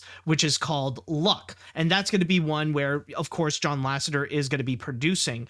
And honestly, I'm personally really worried about when the discussions are going to be coming back about should we re-enable John Lasseter, because I know that's going to be something that the film community and the animation community is going to cause massive flame wars, because you know there are going to be those that will defend John Lasseter and still admire the achievements that he has done, and there are still those that resent John Lasseter because of the sexual misconducts that he has done at Pixar, not to mention turning Pixar into a very where he turned Pixar into a very misogynistic boys club. Not only that too is like, I feel like this is an opportunity that you're taking away from a brand new filmmaker. This is other filmmakers out there that you're taking away opportunities for, and finding the next John Lasseter, or better yet, the next thing that's not John Lasseter and could even be better than John Lasseter versus just getting John Lasseter. You know, I feel like in a sense he's great. In a sense, he did reinvent a lot of things when it comes to Pixar, what we know about Pixar. But I mean, he can't excuse the fact that, you know, he's done some pretty crappy things. And are we only going to enable that? Whereas we could, you know, basically, is it too soon for this to be happening? Whereas would it be better for us to maybe focus on something new and something fresh and new filmmakers out there? You know, I just feel like, you know, I hate saying that I want to take a knock on John. For a really long time, I really admired him. But like hearing about what his behavior was like, I just feel like it's way too soon to like suddenly getting him back out there. It's like not enough time has passed, you know? And a lot of people are going to disagree with me and be like, you know, enough time has passed and everyone deserves a second chance. But I mean, like, it's Hollywood. I mean, we're at a point where like we want something new. We want something fresh. We want something innovative, right? Like, why go for the same shit over and over again? Let's get something different. Let's get a new person out there, you know? Exactly. And like so far, what we are seeing from Disney, that's actually a good example of having new people in charge. And it's going like, it's going a whole lot better. Like so far what we're seeing with Pete Docter now being the new creative head at Pixar, like the works that's coming out under his supervision has been like really great, like with Soul, with Luca, and then like coming soon we'll also have Lightyear and Turning Red. And also I would say the same thing with Jennifer Lee, where like after like Disney had a bit of their sequelitis with Ralph Breaks the Internet and Frozen 2, we then got Raya and the Last Dragon, and we got Encanto, which right now Encanto is the biggest and most talked about animated feature so far. So like that is a good example of having like fresh people coming in, like to provide like new ideas, new visions, and like bringing in new talent. And like that is a great direction that we are seeing. And it feels like right now Disney and Pixar are pretty much better off without John Lasseter. But and also another factor that kind of makes it very difficult in the whole John Lasseter situation is the fact that technically you could argue that he did not receive any true consequences for what he has done. Because you got to keep in mind, like he joined Skydance Animation literally just a few days after he left Disney. Like once his contract with Disney was gone, he immediately jumped into Skydance Animation, and that's what really left a bad taste in so many people's mouths, because like you could tell with David Ellison, the CEO of Skydance, like he was very eager just to have John Lasseter on board, and everybody was just very suspicious in terms of his motives. Well, not even that too. It does kind of remind me of the 90s where like instead of doing their own thing, a lot of studios were just copying Disney. And it's ironic or coincidence that Skydance is kind of doing what Warner Brothers did in the 90s. And having Brad Bird make a movie for them. Oh God. Yeah, that is true. That is true. Or or I would even say it's a little bit like with DreamWorks, for example, that you take some Disney people away and build their own studio. Oh my god, when DreamWorks, let's be real, when DreamWorks first started, it was just literally F you Disney. We're just gonna it was just like a haters club to just do their own thing. A Disney haters club. Disney haters club. That's it. Run by Jeffrey Katzenberg. Yes. Yep. Man. Oh, that is definitely true. But yeah, I think that's really the one big thing that I'm just not ready for. Like, I don't know if people are ready to see the comeback of John Lasseter, or if like the media is really going to highlight John Lasseter with his grand return with movies like Luck or what's coming soon with Ray Gunn. It's just, I don't know. It's just, I'm not ready to have that discussion yet, especially when we don't know how things are at Skydance and if John Lasseter truly has reformed, because ever since that controversy happened, like, we have heard nothing from John Lasseter, that he's just been hiding from the limelight. And like, what's been happening within the doors of Skydance is just a true mystery.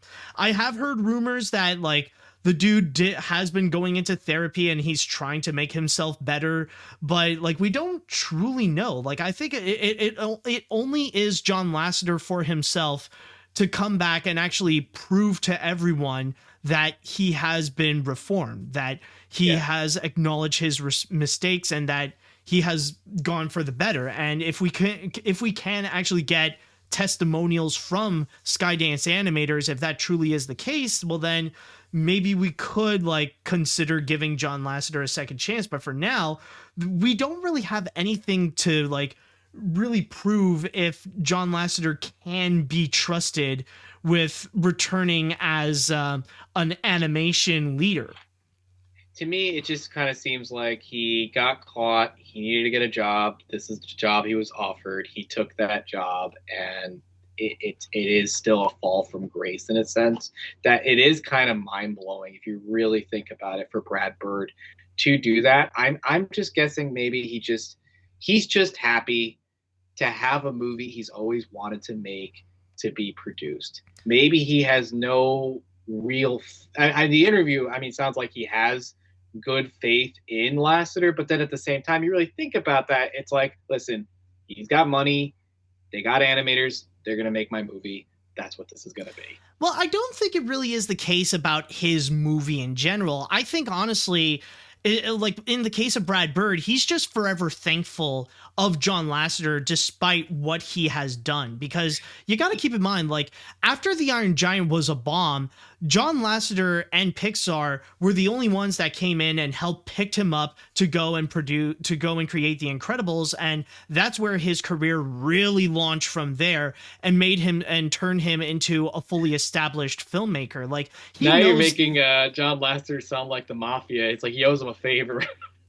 A little, yeah. In a way, I mean, I'm not wrong. I know I'm not wrong, because like Brad Bird would not be where he is today as a filmmaking and animation icon if it weren't for John Lasseter, and Brad Bird knows that. Give me the Brad guy. Hey, you remember what I did here? You remember?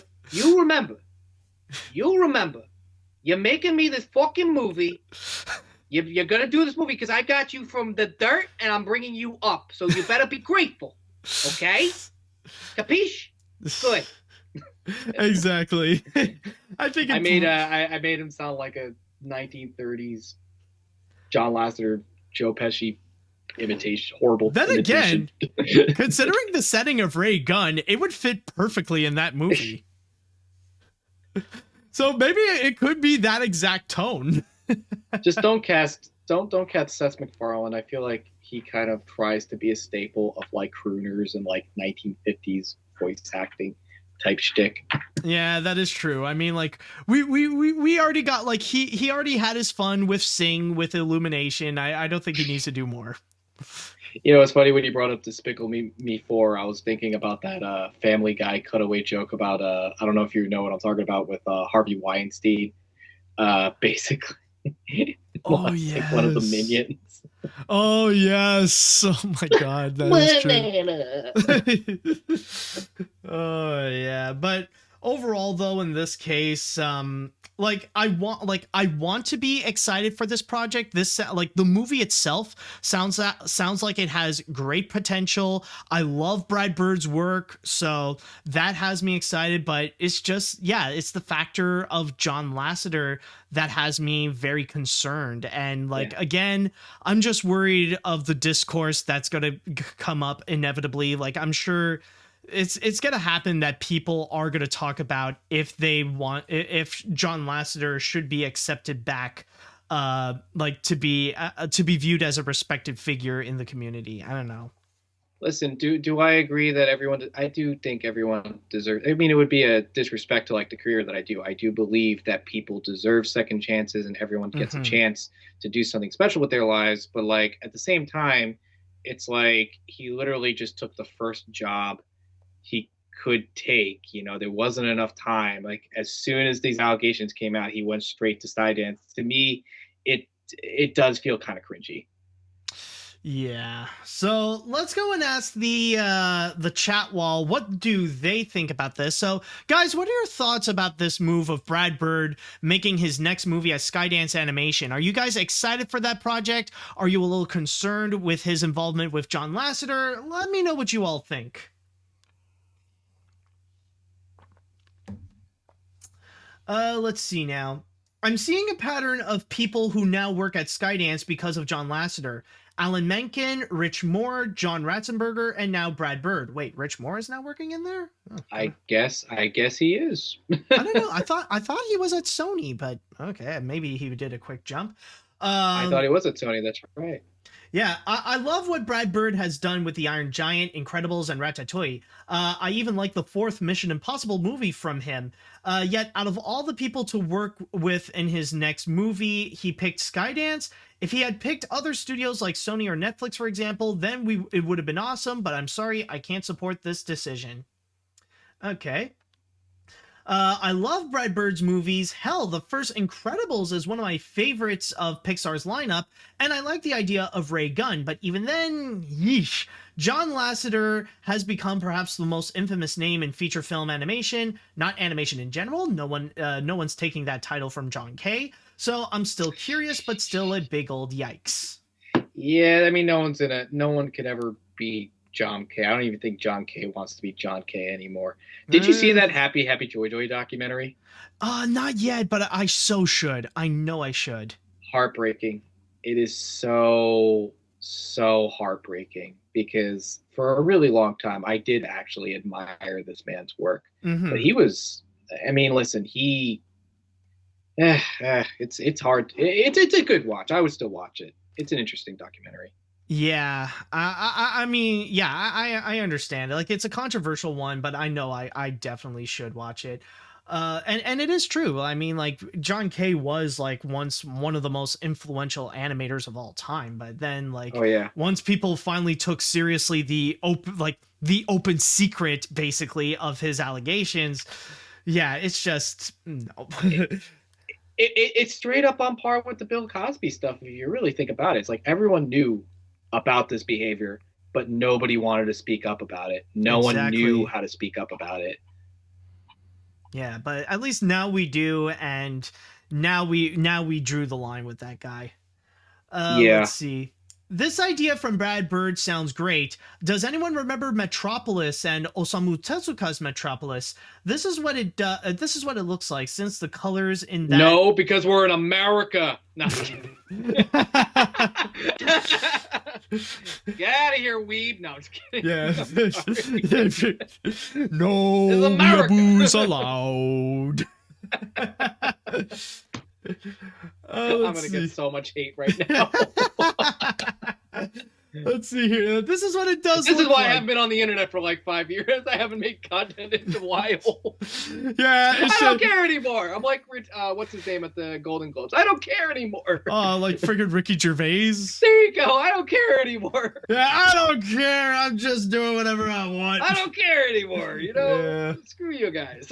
Let's see. But with John Lasseter involved with this, I don't know how we might feel since he did some sexual misconduct with people, except it was actually with women. I would actually love to see an idea from a movie like this in theaters, but I don't know if I'm ready to see a comeback from John Lasseter.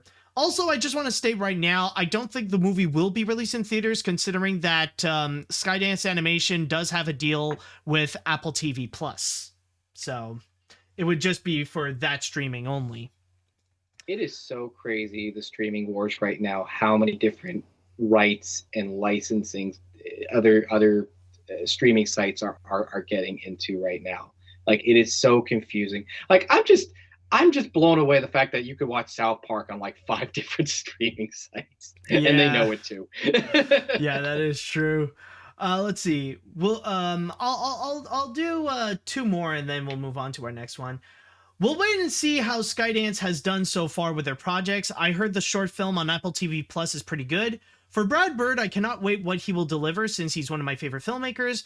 As for John, though, yeah, I'm still disappointed on him, but I want him to redeem himself for the better. Overall of this, let's give Skydance a chance. Okay, let's see. Everything about this project sounds great. This sounds so fresh and original, and something that we need. The issue is that it's the giant elephant in the room with John Lasseter. I am of the belief that people can change, but his attempt at a comeback is too soon, and I think that Skydance shouldn't have hired him. I think Skydance entering the animation scene can be good in bringing in another major animation studio after Blue Sky died, but man, couldn't they get literally anyone else? Exactly.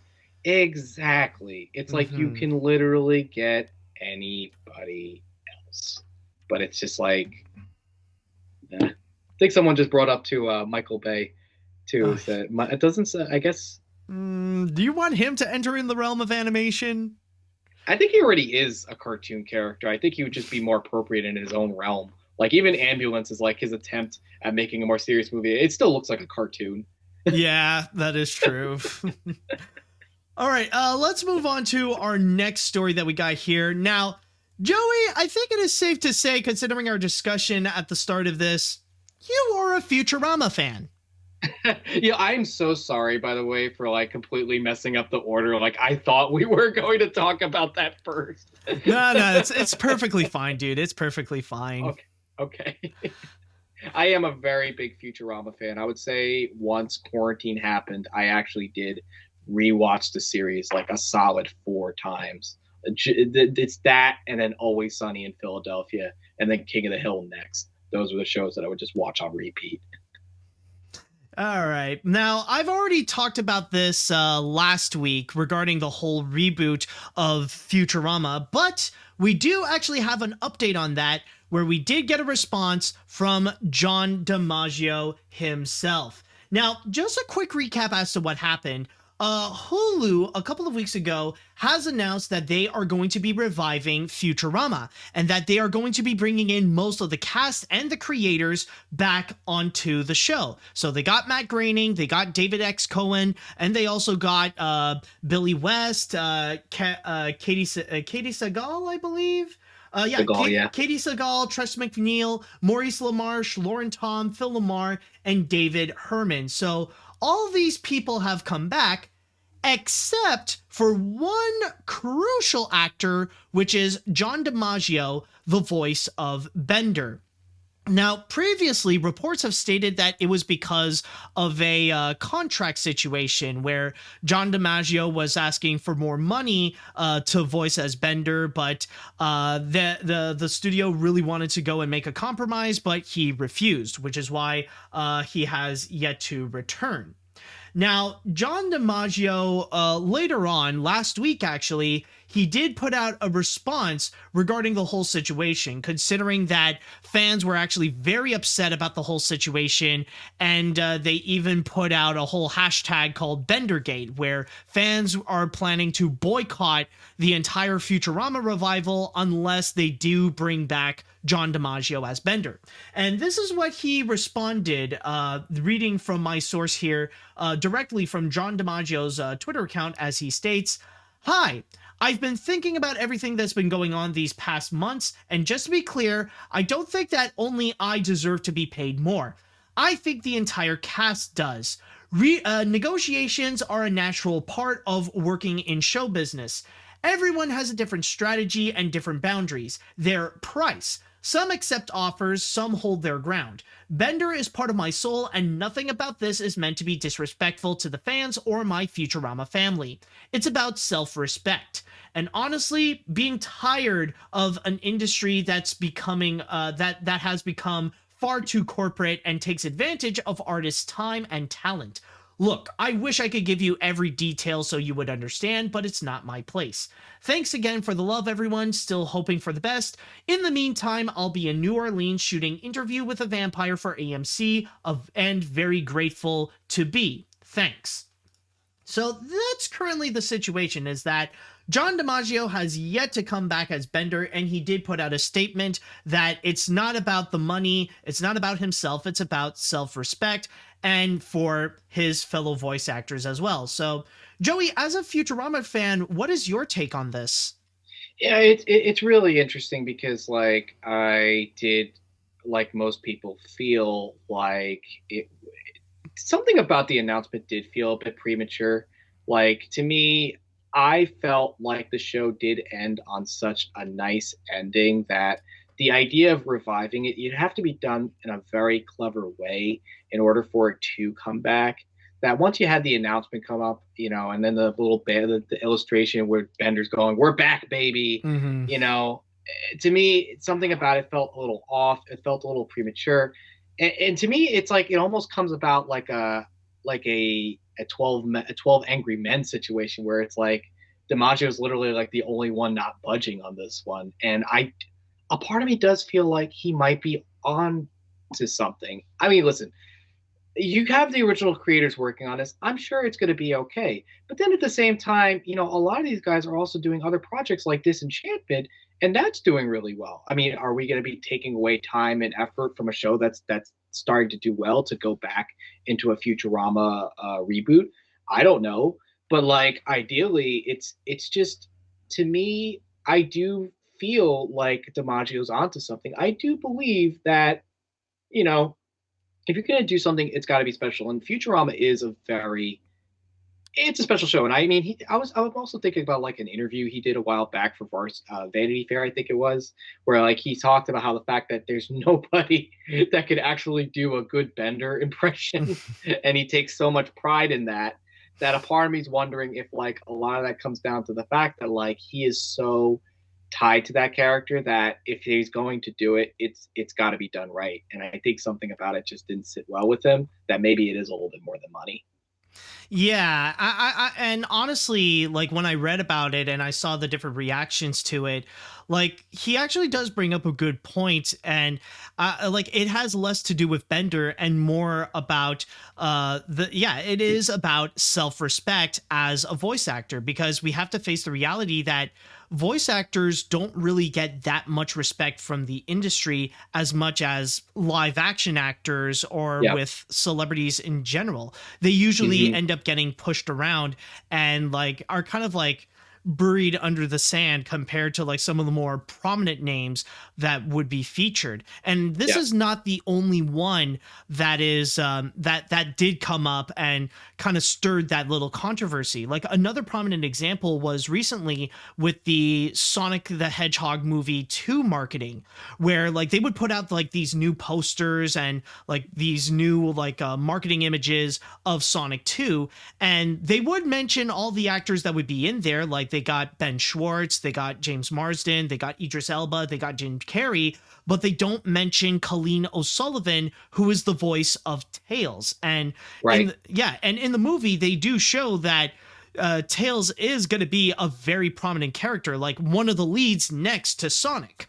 So from there, that's just another example of how voice actors are just really getting screwed over, and especially when it comes to pay, where they would where technically, yes, they should be paid more, especially if they're going to go and play like many of these iconic characters. So I can imagine for John DiMaggio, like the amount that he was offered does not necessarily match the iconography of playing a character such as Bender, considering how he is like one of the most popular robots in pop culture history.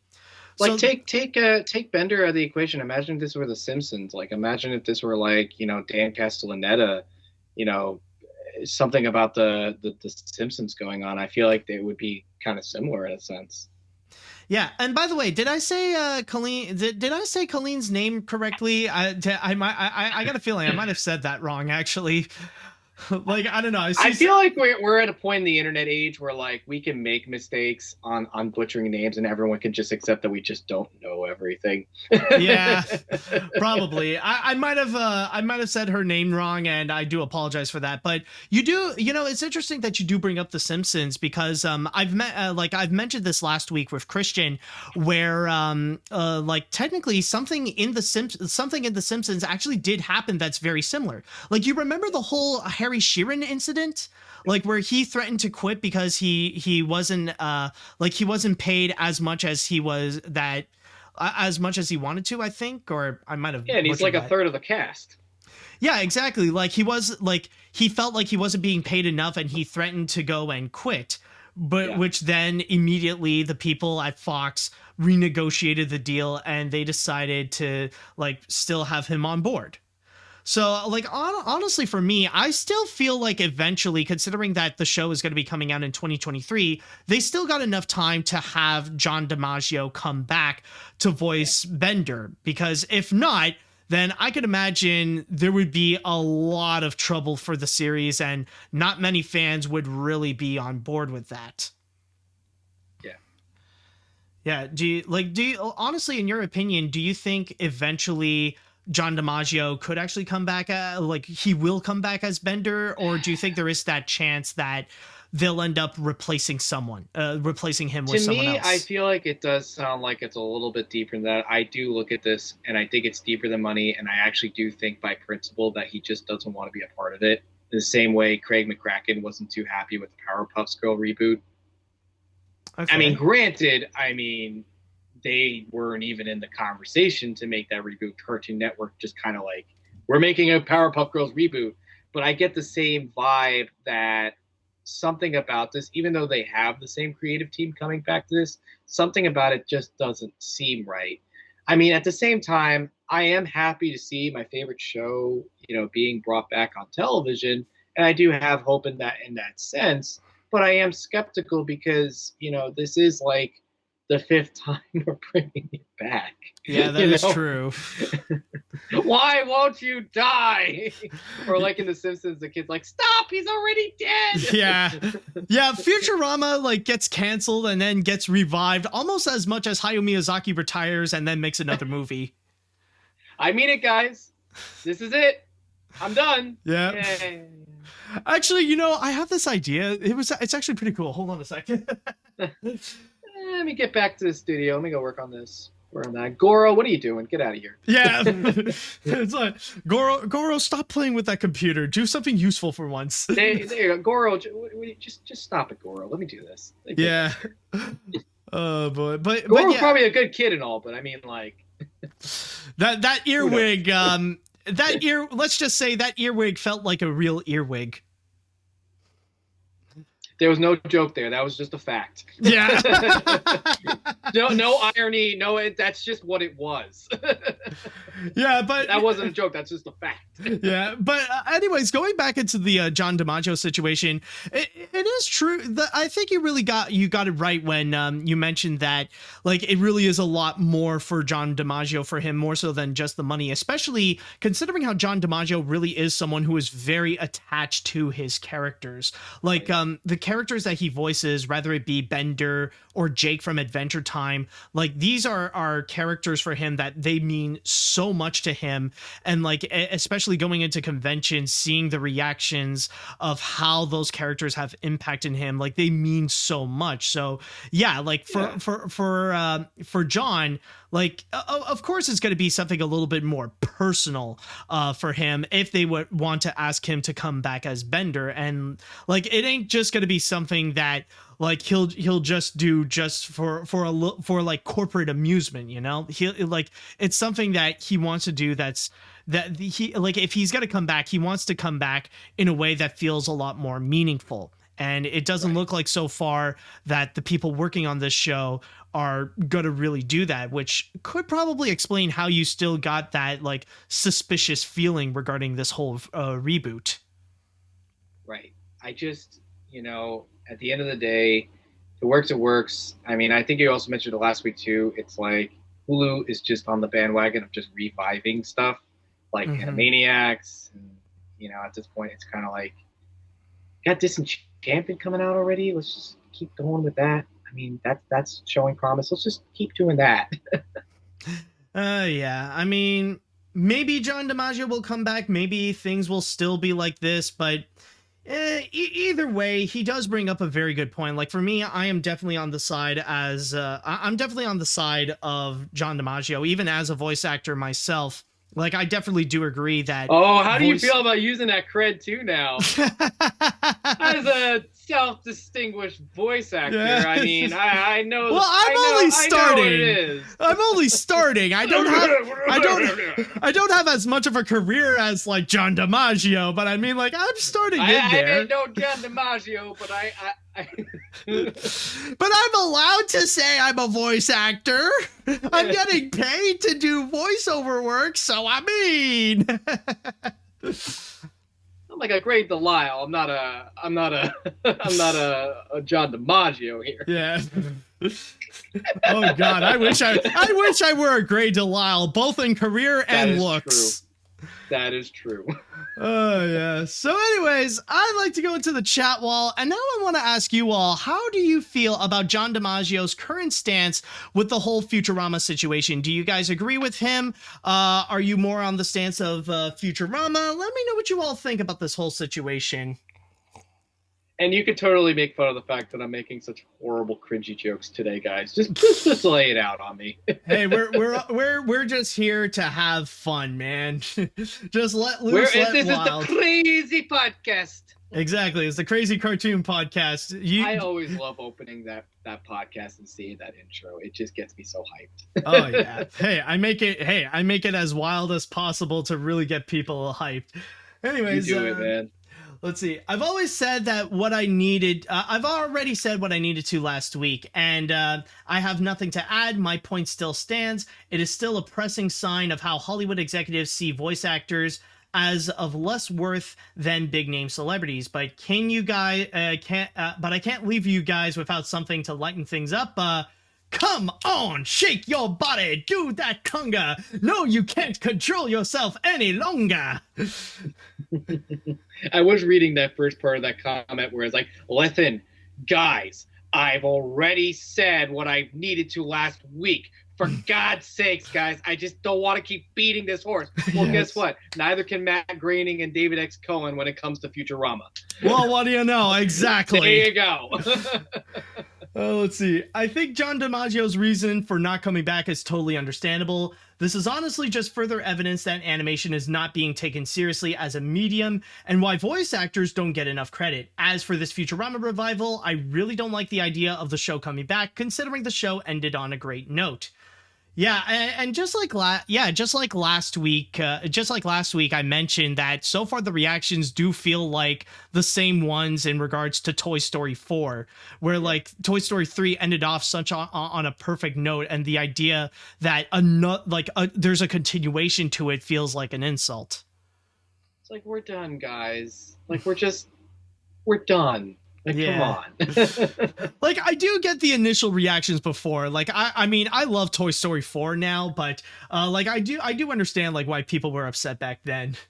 Let's see. If you two want another cringy joke, or rather a meme, for John DiMaggio, it's not about the money. It's about the Mets, baby. I love the Mets. Alrighty, baby, let's go. Get a home run, baby. Love the Mets. Let's go, Mets. I was reading the chat. That's why I keep going back to that. This guy kept posting that over and over and over again, just so he could bring up that freaking joke. I give that guy a lot of credit for just being persistent with writing that over and over again so we can get it read. The Mets need to be summoned. We need to have the Mets. It's all about cringe, baby. Keep going. Well, welcome everyone to AniMat's Crazy Cringe Cast. right, let's see what else we got. I think I've read that one, and okay, well, if Old Spice guy be like, I'm on a horse, corporate ad companies put a dime bone tag on it, results unwanted profits. What? All right. Okay, next story. Yeah, I think this is it, folks. We are finally at our grand finale, and this one, oh boy, Joey, we got a whole lot coming our way. We're gonna go into one streaming service that apparently it's gonna be bigger than ever. Just wondering, have you seen that whole Twitter thread? I did take a look at that Twitter. You did send it over to me, and you know, it is very funny, but we'll go into the story first. We'll talk more about it. Okay, well, I got a big list to go through, people, so bear with me. Let's go ahead and talk about the Paramount Plus announcements. Yes. Hooray! On Tuesday, Paramount, which by the way is the new name for Viacom CBS, Paramount has officially announced a whole bunch of major announcements that's going to be coming soon on Paramount Plus, not just for this year, but going all the way up to 2025. So let's get right down into it. And the first, I'm not going to go and mention all of them, but just like highlight some of the big ones. These include the Halo series, which is going to be coming out next month. Already they are renewing it for season 2. And then, by the way, but I'm sorry to cut you off there, but that if anybody follows football, there was a game a while back, Tony Romo. They were announcing the Halo series for the first time, and Tony Romo was so tone deaf to the fact that they were actually making a Halo TV series that he didn't realize that he was talking about a commercial when he was talking about the advertisement, where he was just like, "This is a video game. We're not talking about a video game. We're talking about a TV show. This isn't a TV show. It's a video game." Oh wow, that sounds good. It was so cringy. All right, anyways, they even mentioned that starting in 2024, all the Paramount movies that have been released in theaters, instead of going into any other streaming service like Amazon or Netflix or anything like that, they are going to go directly to Paramount Plus. Next up, they've also revealed more Transformers coming soon, including Transformers Rise of the Beast, which is going to be coming out in theaters in 2023, which is going to be the first of 3 new installments, as well as there's going to be a brand new Nickelodeon animated series that's going to be coming soon this fall, and even a CG animated Transformers movie that's coming to the big screen in 2024, which I do believe is going to be directed by the director of Toy Story 4, Josh Cooley. So I'm actually pretty excited for that one. I mean, listen, you got Travis Knight. Travis Knight directing Bumblebee. You know, that is true. It can work. Yeah. And now let's go into the biggest announcement possibly out of this entire thread. Not only are we going to get a Sonic the Hedgehog movie 3, but also coming next year, there's going to be a Knuckles spin-off series starring Idris Elba. So that's going to be a major thing coming soon. Next, how could you say that's the biggest news, Matt? On top of the Beavis and Butthead movie, come on. Oh, trust me, I'll get more into the others later. Next up, we also got A Quiet Place, where not only is there going to be a brand new installment that's coming soon next year, but A Quiet Place Part 3 will be coming soon in 2025. What's it going to be called? Not Quiet Enough? A Quieter Place. The quietest place. Yeah. It's like Die Hard 2. It's like A Quiet Place Part 3, a quieter place. I just keep imagining these aliens are just getting get more and more pathetic at some point, where it's just like they're gonna make noise wherever they go, and the aliens, they're just gonna still defeat these aliens. It's like the aliens are gonna be at the point they're like, whoa, team kill, you can't do that. Sorry, I heard this thing. I mean, like, Jeffrey was just rustling around the bush, literally. Anyways, moving on. They have also announced a brand new movie from the director of La La Land and Whiplash, Damien Chazelle, called Babylon, which will star Brad Pitt and Margot Robbie. Next, and Tobey Maguire. Really? Is Tobey Maguire going to be in this? This was the move. This was supposedly the movie to get him out of retirement. Ah, I see. Moving on up, we got SpongeBob, which apparently there will be a lot of SpongeBob movies coming soon, including 3 character-driven SpongeBob movies that will be on Paramount Plus, and another theatrically released SpongeBob movie. So that's going to be coming soon. Because we just could not keep rocking Stephen Hillenburg's grave, can we? No, we definitely need a lot more. It's rolling down a friggin' hill at this point. Yeah. That grave is just like bouncing up around. Yeah. Oh boy. No, that grave is just like honestly, it's going at the same speed. It's going at the same speed as SpongeBob driving his boat. That's what's going on. Backing up. No, I'm just imagining like the scene where like Mrs. Puff imagines SpongeBob like when he gets his driver's license. It's just SpongeBob like driving Stephen Hillenburg's grave, like knocking over people. Next up, we got Teenage Mutant Ninja Turtles, which they revealed in 2023. Not only are we gonna get the Seth Rogen produced movie, but also on Paramount Plus, we're gonna get a series that's apparently gonna be villain driven. So, we're gonna get a series of villain driven Teenage Mutant Ninja Turtles films exclusively on Paramount Plus. You know, if they do that, could they just make a crazy fly version of Baxter Stockman, very disturbing, David Cronenberg type movie about Baxter Stockman? Yes, that would actually work out so well. Yeah. Moving on up, they've mentioned that coming soon later this year, we're actually going to get a full-on Blue's Clues movie. The one that people say is going to be Blue's Clues No Way Home, considering that all 3 hosts are going to be coming back for a movie called Blue's Big City Adventure, which will be exclusive to Paramount Plus, on top of a full-length Baby Shark movie coming soon next year. You know, it's interesting when you hear, because Blue's Clues is like a animated hybrid type TV show where like the world around them is like animated. Like, are they just gonna go into like this giant animated world?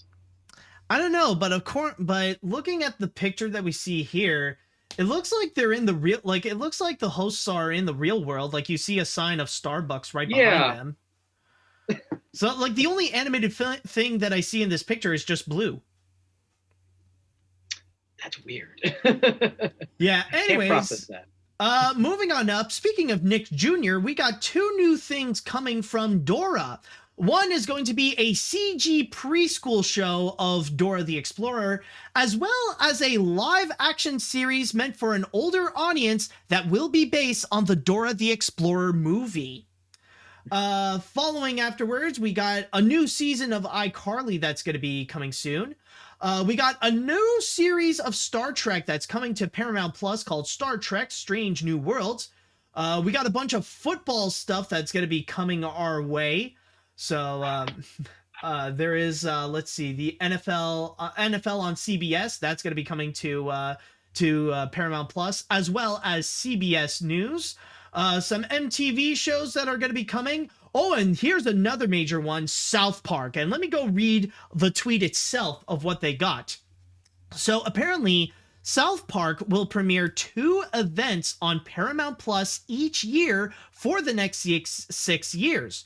But on top of that, new series episodes stream first on Paramount Plus globally in 2024, and the full series catalog will be exclusive to Paramount Plus internationally this year, and in the US in 2025. So eventually it's not going to stay long on HBO Max, and soon it will make its home on Paramount Plus. And then, yes, the moment Joey has been waiting for, Beavis and Butthead.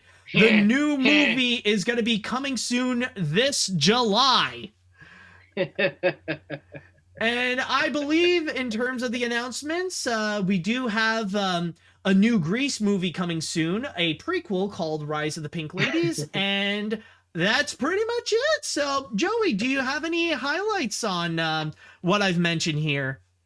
I think it's so funny because I totally forgot about the Grease prequel, because that I heard about on a radio station, and they made this wonderful joke over the fact that like so basically it's supposed to be before Danny met Sandy, and that basically it's the T-Birds and the Pink Ladies doing their own thing for like freshman, sophomore, senior, junior year.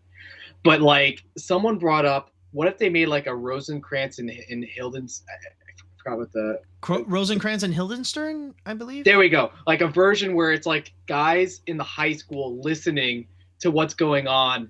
Like they're not musical, but they hear people just like in the background doing musical numbers and like watching the car fly in the air. Like, oh my God, yo! Like imagine like a Grease spinoff that it's all from the perspective of the Eddie Deason nerd.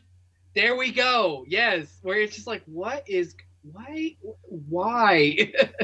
that the voice of Sheen, by the way? No. I think it's the voice of Mandark. Mandark. Okay. Yeah. No, that's completely right. different characters. Different characters. Who needs summer nights when you got Ultra Lord? All right, you came back from a bad Mickey, good Pete, good Sheen. You made up for it. Yeah, exactly. But as far as like the Beavis and Butthead news, it's interesting because they did try to do a Beavis and Butthead reboot, which is basically just doing the same thing they did in the 90s, where it's just music video commentary with just new stories. However, it didn't do as well because I don't think it was like as culturally relevant to today's audience. That the approach that they're going for is to have Beavis and Butthead turn older, and they have like the model sheets of it too. To me, that does get me a little excited. I think they're taking it. The premise of the movie sounds like they're taking the Rocko's Modern Life reboot idea and applying it to Beavis and Butthead, where they're coming into today's world, and I guess watching themselves grow up too at the same time. It's really weird, but then so is Beavis and Butthead, so yeah, it just kind of works out. Yeah, I feel like it really is something where with Beavis and Butthead, like this time around, they really are aiming to bring back the old audience. Like beforehand, it didn't really work. Like the first revival didn't really work out because like it's just them doing their regular shtick, but with new stuff, which doesn't feel as welcoming to the people who used to watch Beavis and Butthead, but now they're doing something that feels like it is for them, for like those fans in particular. Yeah. But I will say, like with all these different announcements, I feel like Paramount Plus is really bringing their A game. Like now they're really taking things seriously with their streaming service, and now they feel like a legitimate competitor that maybe not necessarily in the leagues of like Disney Plus or Netflix, but like they could like still be sticking around and like actually have something to offer, not just with the new exclusive content, but especially with the library of like already existing stuff from Paramount and Nickelodeon and CBS, and not to mention the fact that they are inevitably gonna get the entire series of South Park. I think that is a major deal. The fact that they were able to take that away from HBO Max and have it on their collection, and I think that's going to be a major win for Paramount alone. But already from the stuff that they are showing, it shows that they are very much serious about Paramount Plus to enter into the streaming wars. And I think honestly, Paramount might actually have the upper hand, at least compared to HBO Max and HBO Max and Peacock, and might actually be like among like some of the tough, like it could actually go up into some of the more tougher, like intermediate competitors, like be up against like Amazon Prime, for example. And I think the one thing they do, and I mean, we talk about entertainment, we talk about like TV shows and scripted TV shows. But the thing that I think is a big win for Paramount Plus is not just with the TV shows, but with sports programming. Whereas Peacock at this point is leading along with Hulu when it comes to providing sports programming. One of the things that it sounds like CBS is doing is not that it matters to most people. I'm like one of the few people that actually care about golf. But they actually do this special thing where basically you can follow your favorite player. Because like the way most golf is programmed is that you watch the tournament and you follow like the top 3 leads. Whereas now you can follow your favorite players. Amazon Prime and Peacock were kind of utilizing this. Now I feel like this is CBS's chance to do that too. So like not only is it a win for like, you know, I'm only bringing that up because it's not just like TV shows, but also for like sports too, as far as being, you know, out there when it comes to, you know, different types of programming you can do. Mm-hmm. Like they're reaching a very wide like Paramount Plus now is reaching a wide audience. So like even the announcement that they have made in terms of football and like not only that, but like you got your regular content, but you also got sports content that they're taking seriously. You got CBS News that they're also like trying to dive into.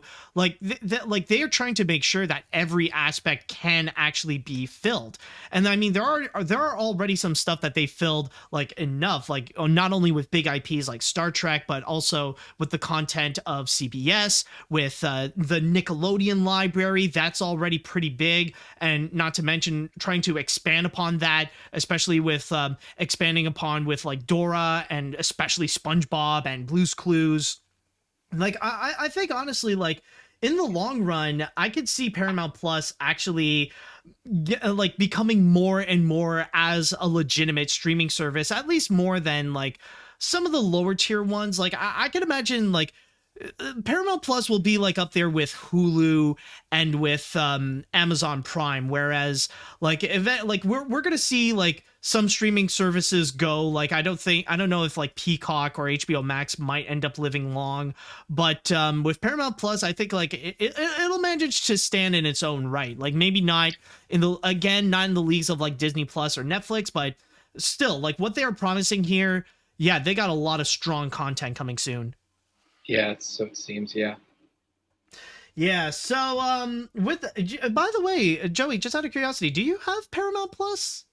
I do not, because I personally have been a little disappointed with I guess maybe I'm turning around to it, but like I have been disappointed with Nickelodeon's content. I don't know if anyone else feels the same way as I do with that. Like with the Rugrats reboot, or that gets me started. Don't get me boy. started on that. No, because I really do feel like, you know, it's so much revival and so much let's just capture the glory days of what Nickelodeon was versus producing new, you know, innovative content. That's what made Nickelodeon great to begin with, in a sense. Like to me, it's like, how many more Teenage Mutant Ninja? It's like with that new Batman movie. It's like, how many more Batman can we get? More Ninja Turtles stuff, and apparently Garfield too. I don't know if that was something brought up, but now Nickelodeon owns the rights to Garfield. Yeah, that is true. Like so far, the most that they've done so far with Garfield is just show him off on like on social media, like just have him be buddy with like SpongeBob and Lincoln Loud. Or not even that. They have him as a character you could play as in that at All-Star friggin'... Yeah, All-Star Brawl, yeah. Why the hell would you play with Garfield? I don't... Isn't it like the opposite? Is he more like a token? Like, he doesn't fight. I have no idea. He's more like a commentator than he would be an actual character you would battle or fight with. He'd be like the one character that would just be like, you would probably press the button and he would just be like, stop already. Yeah. No, it's like you press a button, all he'll do is just sit. Exactly. Or just give you that look of like, or say like something in the Lorenzo Music voice. Yeah. Oh man, but I mean, they got the rights. They'll do something, you know. It's like with the Smurfs. Not long ago, they revealed like they're going to make a whole bunch of movies. They're pretty much like, thanks, Sony. We'll take it from here. Yep. But But yeah, so far though, I will say with Paramount Plus, I am actually impressed with the lineup that they have shown. They got a lot of major content that's going to be coming soon, and I think a lot of stuff that people will definitely would want to keep an eye on. I did call it though that Betty was gay in the Rugrats. I said it for years. I don't know why I'm bringing that up now. I have to put that out there for the internet to know. Everybody assumed that, she's not gay, but since the revival did come out, they did actually have Betty from the Rugrats, Phil and Lo's mom, come out as being gay. Yeah. We all knew this. Howard always felt like the hots for D. Yeah, Howard always felt like he was just out of place in the show anyways. Oh, yeah. Yeah. To me, I always just thought that I just always felt like Betty had more of a relationship with Dee than with Stu at times. Yeah, that is true. You do have a point. It's not weird, it's interesting. Yeah. Well, weirdly interesting. I mean, weird can be a good thing, Weird is good. Exactly. Weird is good. Hey, I mean, you're in this podcast. We're all about weird, so 100%. Don't discriminate weird. Where there you go. Ricky Gervais. I'm done. I got nothing else, guys. All right. So with that said, I'd like to go into the chat wall, and I want to ask you all, how do you feel about all the announcements on Paramount Plus? What was your biggest highlight of the announcements here? And if you have Paramount Plus, by the way, how do you feel about having your subscription now? Let me know what you think. That's some good comments, actually. Okay, let's see here. There are definitely a lot of stuff here, so I'll list my highlights. I'm all for the third Sonic movie and the Knuckles spin-off series. I'm looking forward to the new TMNT content coming soon. I'm actually looking forward to the Blue's Clues movie as someone who grew up with the original series, and I'm looking forward to the No Way Home jokes made with this movie. However, I'm not excited for the SpongeBob content because I think it's safe to say that the franchise is never going to end, so I'm going to take. Let's see. I thought you were going to talk about the attacks on Turning Red has gotten, but the new movies and shows from Paramount Plus gets me interested. From the looks of it, Paramount really is getting their A game on and entering in the streaming wars. It's going to take me time to see which shows and movies I'll be excited to see coming out on Paramount Plus, but this is a good first impression so far. Okay. Let's see. My reaction to the upcoming films and series coming to Paramount Plus and and on the streaming service: the Halo series, Bring It On, Transformers: Rise of the Beast, Sonic 3 and Knuckles, a Sonic Cinematic Universe is born, Sonic movies, seriously, more of this, Babylon, I did enjoy La La Land, so I wouldn't have a problem with this, TMNT, glad it's not live action, Blue's Clues movie, My Childhood is Coming Back, Dora the Explorer reboot and live action series, oh no, and Beavis and Butthead movie.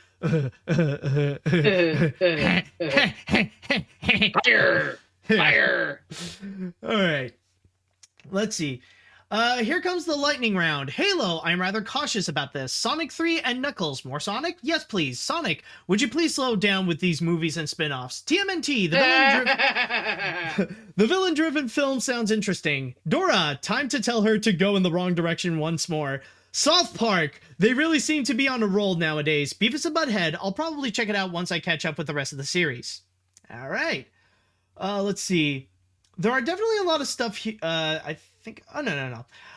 There are definitely a lot of stuff here, so I'll list my highlights. I'm all for the third Sonic movie and Knuckles spin-off series. I'm looking forward to the new TMNT content coming soon. I'm actually looking forward to the Blue's Clues movie as someone who grew up with the original series.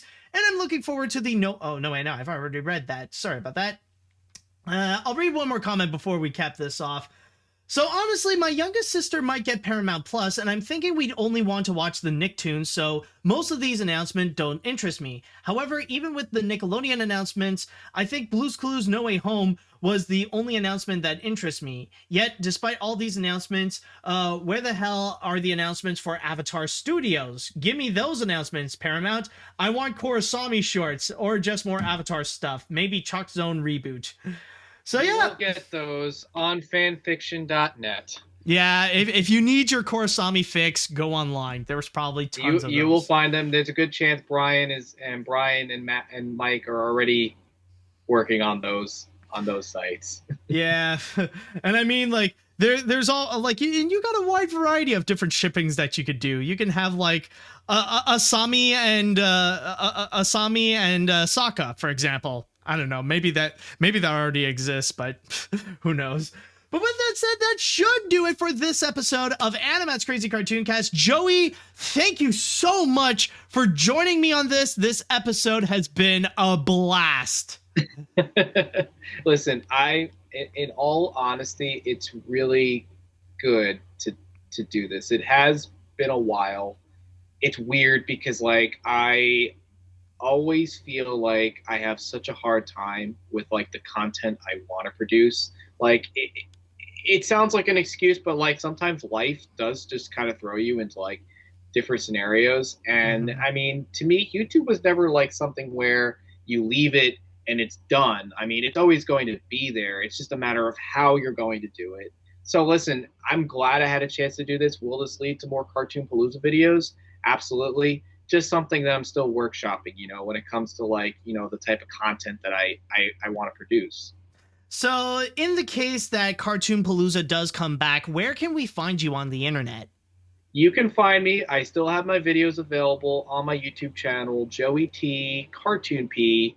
I do post a lot of artwork on my Instagram. I also, don't laugh, I have also gone into fountain pen collecting, and I've actually been doing a lot of writing samples. Yes. Really? Yes, really. And I find that that's something actually gets me to write more scripts and do more movie journaling too. So it kind of plays hand in hand with my love for cartoons. Sounds pretty good. And I'm sure like you can find a way to like find a way to combine like making Cartoon Palooza videos or more YouTube videos with your fountain pen skills, and like it can match all together, you know? I think so. I'm looking forward to that. All right, so I will figure that out. All right, so with that said, thank you all so much for watching. Thank you all so much for listening. And tune in for more crazy stories that are going to be coming up in AniMat's Crazy Cartoon Cast. So with all that said and done, I would just like to say, see you later, dudes. See you later, guys.